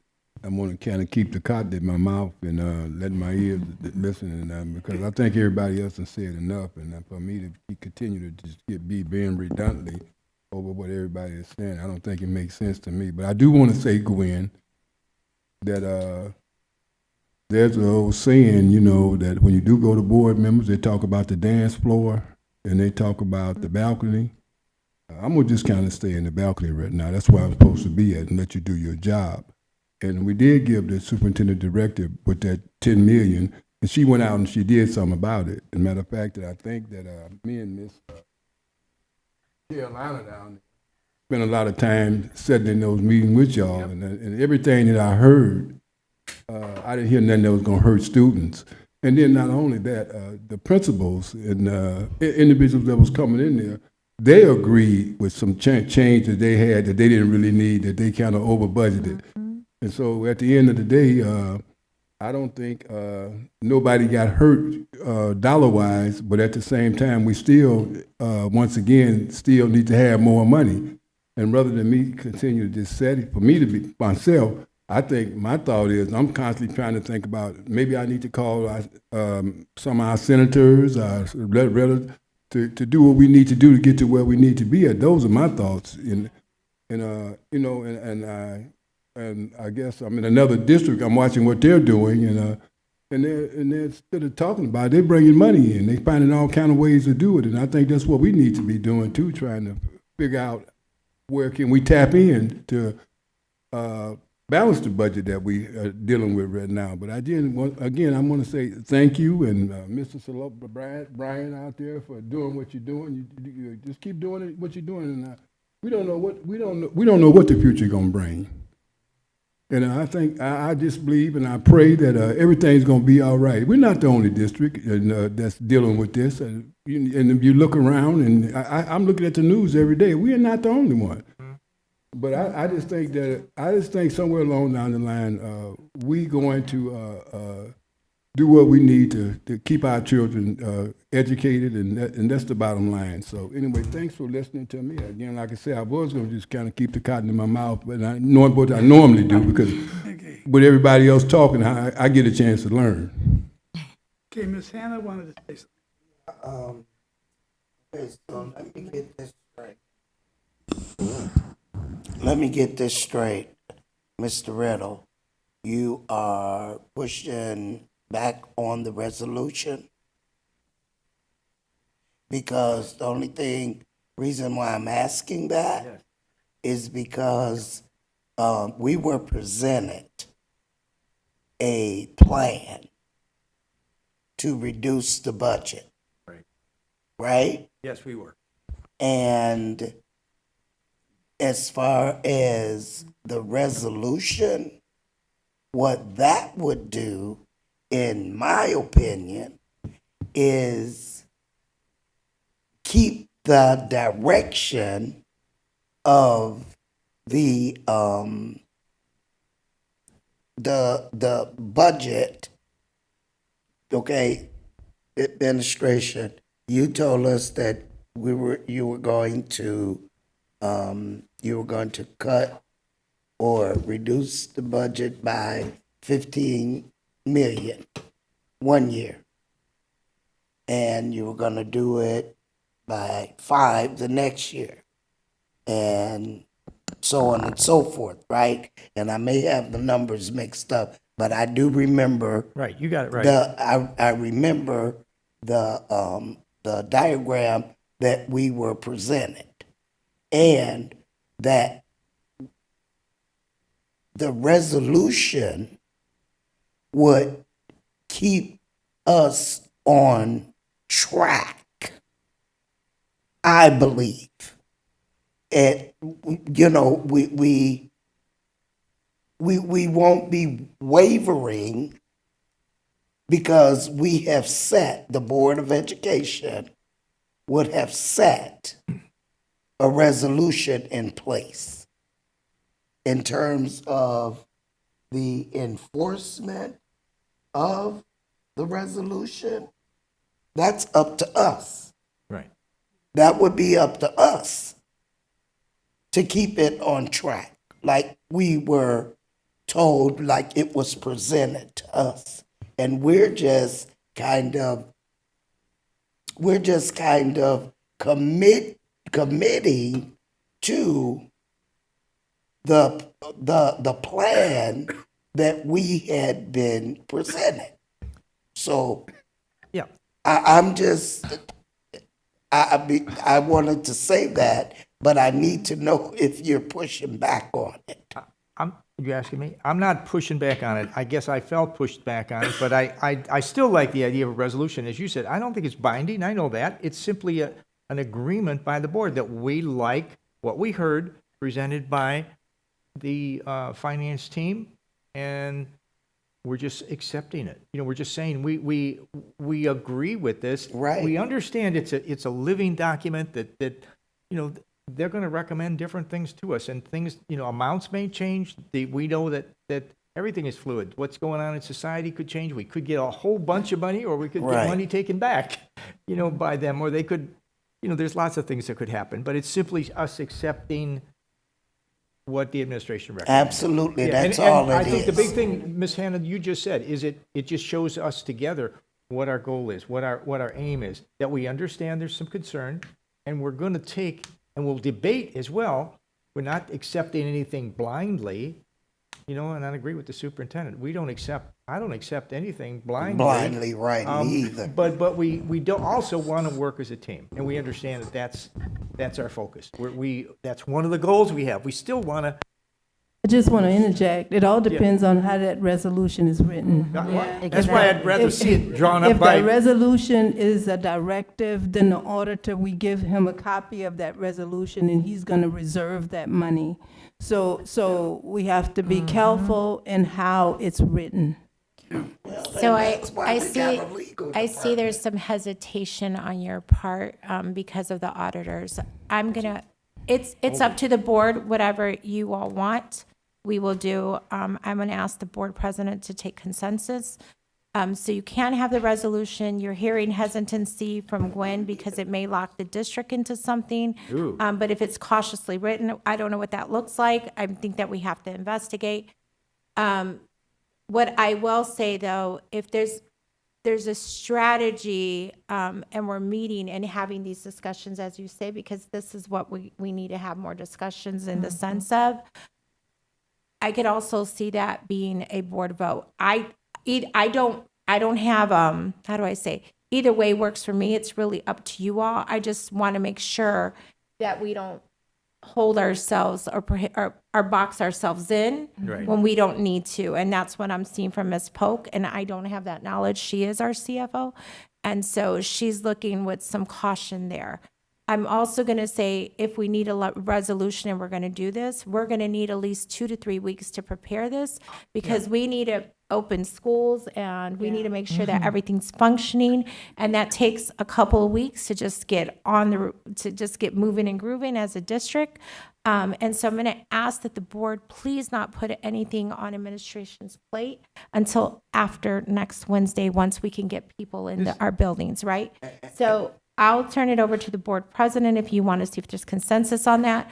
I'm going to give you the last sentence on that, on why you are hesitant or why maybe they shouldn't do that, or a possible way, just because I'm looking at you, Gwen. Yes. And I know that you have been a great financial steward for this district, even before I came to this district. And you have not led us wrong yet. So I'm asking you to give your best advice to the board on whether they should or shouldn't accept the resolution, and what could be the possible opportunities from one, but also challenges. I'm also going to ask my staff that is here now outside of the exec team, for all of you guys to go home. I know you need to be at the Genesee Theater very early in the morning. Alicia, I know you have tons of food coming, so please go home, get some rest, and we will see you all tomorrow, okay? Yes. Ms. Fabian had her hand up. Oh, absolutely. Oh, it's okay. The reason why I have some hesitancy in regards to a resolution, not necessarily a resolution, but putting an absolute dollar value there. Because once you put that there, and we give that to the auditor, he's going to reserve that money next year. And not knowing, you said it in a good way, Board Member Fabian, not knowing what the landscape is going to be, having a resolution to say you're going to implement a strategy, you're going to work towards, eliminating or reducing the structural deficit, is more something that I'm personally comfortable with. You're comfortable or not comfortable? I am comfortable. It's just a strategy. Just a strategy. I'm fine with that. Yeah. To piggyback off of that, that's what I was going to suggest, only because, to Ms. Lansing's point, like, the resolutions don't really have a lot of teeth and don't give you a clear direction. I would prefer personally if the administration worked on a strategic plan with strategies on the specific things that they're going to do in order to balance the budget, reduce deficit, and not just reduce deficit, but also strategies to increase our revenue, right? And so I don't know if a resolution would be more appropriate, or having a specific strategic plan that we can vote on. And again, not in 3 weeks, but having a long-term, really thought out, with data, built out strategic plan. And that can be tied into the A superintendent's budget, goals. I should say, a budget specific to the budget, not our overall district plan. Right, and that can be tied into the superintendent's goals. Yes. Okay, and listen, what I'm talking about is what they presented to us. Yeah. That's all I'm saying. Right. Without the, Without the dollars. Yeah, you don't need the dollar amounts. Right. so I'm hearing However, of both. whatever and. it was presented, Yeah. that we were that the district was gonna save this much amount of money, and then we're gonna save this much amount of money. That was the We target based upon assumptions. Yeah, that's I know, assumption. Yeah. Okay, now, we have to make a decision as to what we want to do. I think we're a little bit concerned now, based on what Ms. Polk has told us about coming up with a formal resolution. And I think the good thing that's come out of all this is all the discussion that we've had. Because we've had a chance to spend a lot of time thinking about this, working on it. We even came up with an approval of the RIF plan, which, put us in a position where we actually experienced, the other side of it. And we actually saw the results of what we were doing. We're looking at it as dollars and cents and ways to save and cut our budget. But then we had a chance to look at the human side of it, which I think impacted all of us. I mean, we knew there was a human side, but when you see the actual human factor here, presenting their positions, you realize that it's very difficult. So I think this is good that we've gone through this process, and we know that we have a lot to do. I think we're all committed to doing a lot to put us on a sound financial footing. And I think at the same time, we're also going to be looking at what the impact of what we do is going to be, because there is an impact. You can't on the one hand say, well, we're going to cut all this money, and on the other hand say, well, we're not going to cut programs, we'll let anybody go. The two are incompatible. And so, you know, we have to have a very measured, very strategic approach to this. And this is what I've been saying, you know, from the very beginning. I called it a turnaround plan. And this is what I've been saying. We need to have a plan, a multi-year plan for what we're going to do, how we're going to do it, because we are facing financial challenges, and we are down on our actual reserves. But the other thing you have to realize too is we're not the only school district, and we're not even as bad off as a lot of school districts. Is that right, Ms. Polk? Okay, so we are committed. We all know that we're committed to doing something to turn things around, and we need to just be mindful of this every day going forward, and look at everything that we do from that strategic position of, well, you know, what is this going to do in view of the fact that we know we need to do something to execute this turnaround plan for our district. So with that in mind, with all that being said, I want to ask, does anybody here, in view of the cautions that Ms. Polk has presented us with, is there anybody here that still wants us to come up with a resolution with dollars and cents? And Oh, no. I think the amendment is not having the dollars and cents, not specifying what the target is, but generalized enough to say across these years, we look to reduce the deficit spending Yes. with a goal of accomplishing that at the end of year 4. It doesn't tie us into anything. It Right. can outline the strategies or approaches for those years. And we can include in the resolution, it's determinant on the superintendent's goals. So it has the accountability and the teeth. It gives us the direction of the ship, and it's not going to be held against us with the auditors. So it sounds like there's a way to do it, just don't put numbers in it. Okay, and now I had Would a to ask strategic that, plan because be since better that was than presented at first, I had to ask that to make sure that, are we all ruling that out? I'm fine Yes. with what Ms. Lens. Lensing just said. I think she Okay. said it perfectly, and certainly there's no rush on this, because we're not going to Yeah. approve the budget Yeah. until the end of September. So, And these are- goodness gosh, we're in the beginning of the school year. No, it doesn't need to be done for weeks and weeks. For Okay, me, I think it's redundant work, though, if we can just get a budget strategic plan, and then we're voting on that plan, which means that they have to implement that plan. So I just feel like it's double work. Well, it's That's what I'm just- saying, like, do we need both, or can we just move forward with a specific budget strategic plan and also tie it into the superintendent's goals? But I mean, I just feel it's kind of redundant. Do we need both? I tell you, for me, it's reassuring what Ms. Lensing said, okay? That fits my requirement so that it just sees a direction. That's all I'm asking. However, Ms. Polk and whoever wants to work on something like that, it doesn't have to be a resolution, it can be whatever you want to call it. I don't know what, but it's just something that, because we've had a lot of discussion about it, and I just think voting on this budget this year assures me that we've got this goal, strategic plan, somehow that the board's agreed on. That's all I'm asking. Doesn't need numbers, right. Okay, all right. So whatever Ms. Polk is happy with. whatever Ms. Polk is happy with, okay. I I guess mean, it that's- definitely has to undergo Ms. Polk Yeah. and legal's review, right? Sure, Because sure. like, we're not the experts as the board. Y'all are, so we don't want to cause issues that will harm the district now or in the future. Amen. But I like what Ms. Lensing said too. Or Ms. Hannah said, it helps all of us stay focused as board members. We all got to realize, hey, this is what we're doing. Part of what we're doing this year and the next year and the next year. Okay, so we're talking about approving a strategic plan, developing and approving a strategic plan, is that Call it a it? strategic plan, sure. Well, I think we need to set that as a goal, Yeah, that's a right? Like goal. you're putting work out here, that's of a goal that we have to talk about. What does that look like? I don't know if that's here right now, Right. but that is something we need to look at.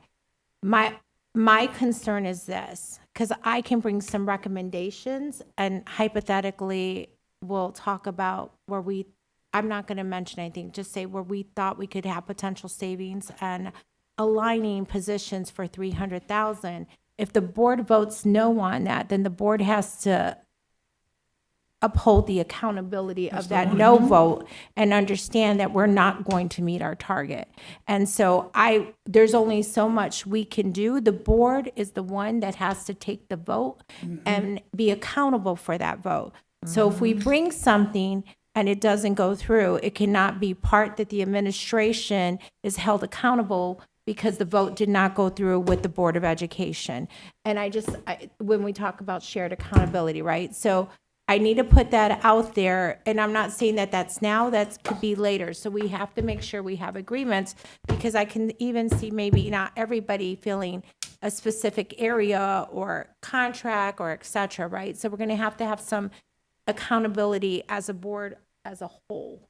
It'd be called the board agreement, maybe, that's what it's called. Yeah, whatever. There's no rush on this, it's just, I would like something before we vote on this final budget in September.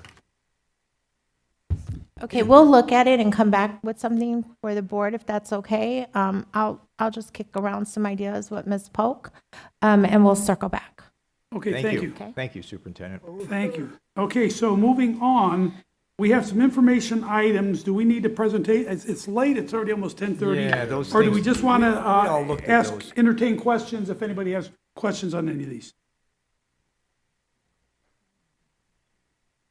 You've all had a chance to review the We've looked at them information. all, yeah. Is everybody okay with these? Yep. Okay, and then we have the reports, which you've had a chance to see Right. also. Anything on those? All right, so in that case, I would like to ask for a motion to adjourn the Operational Services Committee meeting. So moved. Motion by Mr. Riddle. Second. Second by Ms. Fabian. Fabian. All in favor? Aye. Opposed? Oh my gosh. Motion carries. Meeting is adjourned at 10:25. All right. We're going to do the same thing with student achievement. I would like to call to order the Tuesday, August 11th, 2026 Student Achievement Meeting. Can we have a roll call, please? Mrs. McBride, Yes. Mr. Riddle, Yes. Ms. Hannah, Yes. Ms. Fabian, Present. Ms. Lenzing, Yes. Ms. Ramirez, President Rodriguez. Yes, okay, we do have a quorum. All board members are present. Next item on the agenda is the approval of the meeting minutes of the June 9th, 2026 meeting. Motion to approve. Motion approved by Mr. Riddle, Second. second by Ms. Lenzing. Any comments, corrections, changes to those minutes? Okay, roll call vote, please. Ms. Fabian, Yes. Ms. Hannah, Yes. Ms. Lenzing, Yes. Mr. Riddle, Yes. Mrs. McBride, Yes. Ms. Ramirez, President Rodriguez. Yes. Motion carries, minutes are approved. Discussion items for possible board action, I see none. Information items. We have 3 items here that you've all had a chance to review. You've gotten the information on your board docs. Does anybody have any questions or comments on any of them? I Okay, got one we have Ms. question. Fabian, then Ms. Hannah. Just a real quick question on Epic. I do see that it's resources available in English and Spanish. Are there additional languages or just those 2? I'd have to get back to you on that. Okay, thank you. I believe it's just those two, but I'll find out for sure. And you're aware that this is what they use, and this is for the- ISB. Okay. for kids. For everybody else, this Yeah. is the recognized curricula and assessment piece for Right. The okay, portfolio pre-K. for Thank the you. kids. Ms. Hannah. Yeah, I just want to know, because I've been getting calls from community members about the after-school program. Have the after-school programs been eliminated? No. I'll let the superintendent speak to that because she's very passionate about that. But that is the one thing that she You have not- would not cut. But go ahead. No, we are not cutting after-school programming or tutoring. However, I want to be very clear. Principals may have decided to use monies in different areas. I do know that there was a school, and I'm like, should I use her or not? I know there was a school who previously was an exemplary school. I don't believe they're doing so much tutoring now because she finds that intervention during the day works better. I don't want to speak fully for her. I could have her come. I know there was a shift there. So principals do have some autonomy of what they are offering students this year. I do know that they were looking at clubs, like maybe there may have been a club where only 3 kids were in it last year. That may not be an offering this year, but there will be after-school activities for students, absolutely. So, is there any way that, like your communication to the parents and stuff, to let the parents know that no after-school program is being eliminated, and that to check with the schools to see something like that? I hear what you're saying, Ms. Hannah. I think a better way will be for the principals to send out in their messaging when they welcome parents back, right? What will be offered at their school versus a letter from me, because that'll vary from school to Okay. school. But we'll have our area soups have a conversation with principals so that they can get something out. So the parents will Yes, ma'am. know. Mhm. Yeah. I got you. Ms. Lindsay? Can we click on the back to school, SY 2027, and yep, can we show that? I don't know if the plan was to go through this. It kind of It seems wasn't. like, yeah, I didn't think so. Can we, another aspect that I forgot to mention during my board member time, but it ties back here. Yeah, so if we can click through and then slowly, that way people know while I'm talking. Waukegan has an app. So please make sure that's downloaded. I hope principals are communicating that out during the meet and greets, or if teachers can kind of spread the word, right? Like, yes, we have a new redesigned website. It's pretty. There's also an app that's available. I've recently downloaded it myself. So just making sure that you get those, and also make sure you have an updated phone number with the district, because those remind text messages are so important, and they're going to send out those reminders because we're all busy parents. Things happen and you're like, oh wait, the kickoff's tomorrow, not Thursday. My calendar's wrong. Right? It happens to everybody. So it's just nice to make sure you're getting those. Thank you for scrolling through this. So at least if people are going through the YouTube, they can see these slides. Yeah. Can I just add to that, because there was a text message sent to families so that they could click on the link and Yes. download the app directly. Yeah, So that's they why I should brought always- that up, because yeah. that's how I got the app. Me too. Right. The AI assistant too was really useful. I tried it. Have you tried it on the district website? No. But I asked as if I was had my student, and I was asking a question of, do I really need to re-register because nothing's changed? And AI answered, and I said my kid is at Cook School, and it's told me exactly what to do. And then it said go into the portal, and I said, what if I don't know how to use the portal? And it said I'll walk you through that. And if you can't do that, call your school directly. And I thought, wow, that's a cool app. That's big cool that we have support, AI yeah. assistant now. So that was cool. So if families can use that AI assistant on the website. Okay, any other questions, comments on this agenda? Before we wrap up, I would just like to thank everybody here involved, the board, all of your dedication and determination, and all your fighting spirit here to accomplish what we know we need to accomplish. And Superintendent Placencia and your staff, Dr. Cesario, Mr. Moten, Ms. Pohl, Mr. Loza, Mr. Olajakis, all of you have done so much over the last few weeks just to achieve help us achieve some difficult decisions. And you've come up with some information that I know took a lot of work to do, and even the cutting the budget the way that you've done already took an awful lot of work that I don't think anybody's really aware of.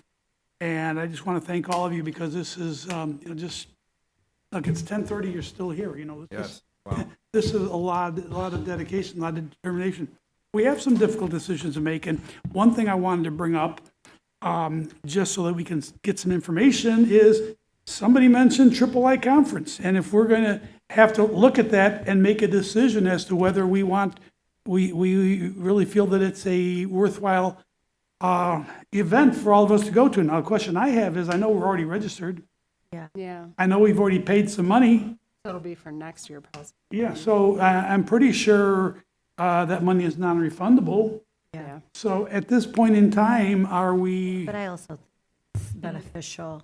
I think agree, there are yeah. there are ways that we may be able to cut costs, and I can send the email to the admin. Yeah, and that's been a, you know, it's a big thing for the school board, because it just exposes us to a lot of information, a lot of experience from other school boards. I know that last year, I spent a lot of time in sessions that, in which there was a lot of exchange between different school board presidents, school board members, just like the conference, Carolina, that you and I went to in Naperville, you know, where we're actually sitting at a table talking with presidents and vice presidents of other school boards, and it's just really valuable, because, you know, we're not just living in an isolated vacuum. You know, we're able to see what other school districts are doing and realize And learn. and learn from them. You know, some of them are doing some things we're not doing. We say, hey, that's a great idea, and others aren't doing things that we're doing, and say, hey, we're pretty good, actually. So it gives us a chance to kind of take the pulse of our district and how we're doing.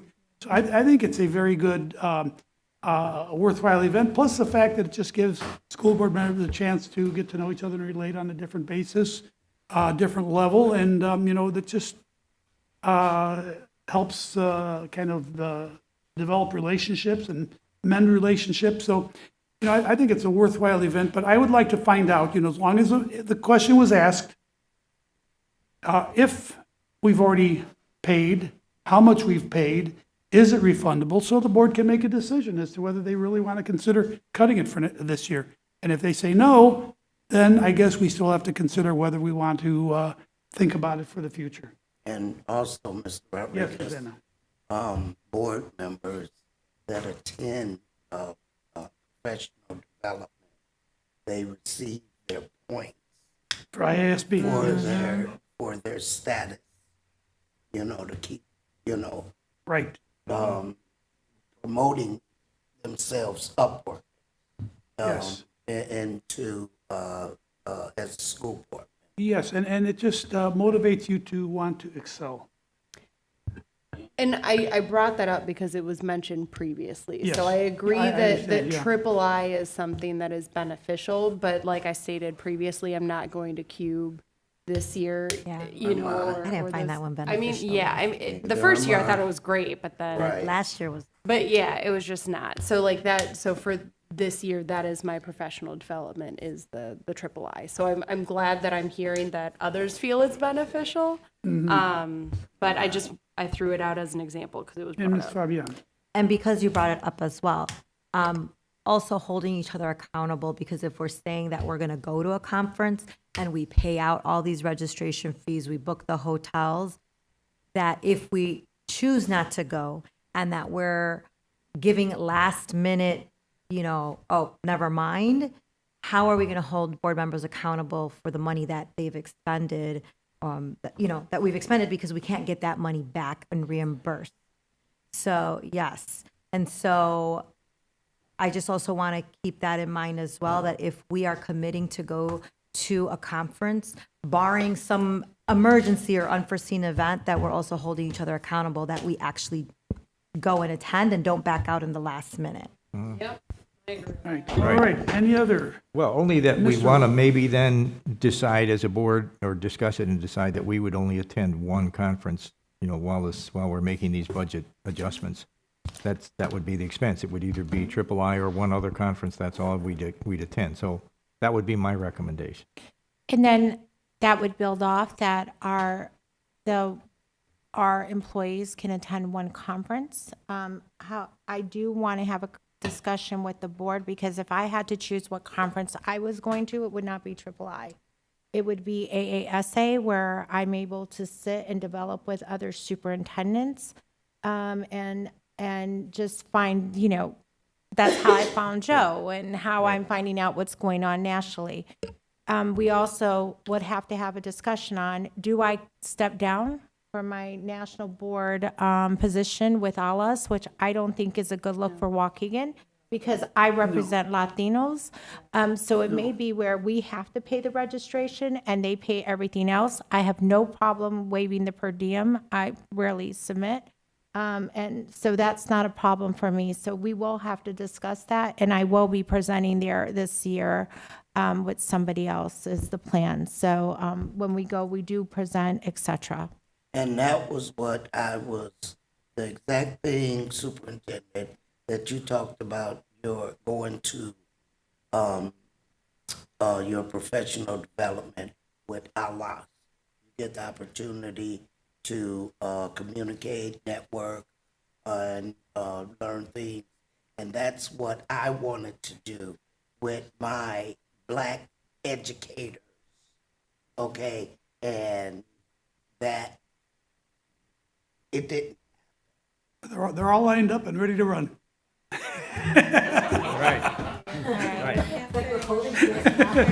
Get on your mark.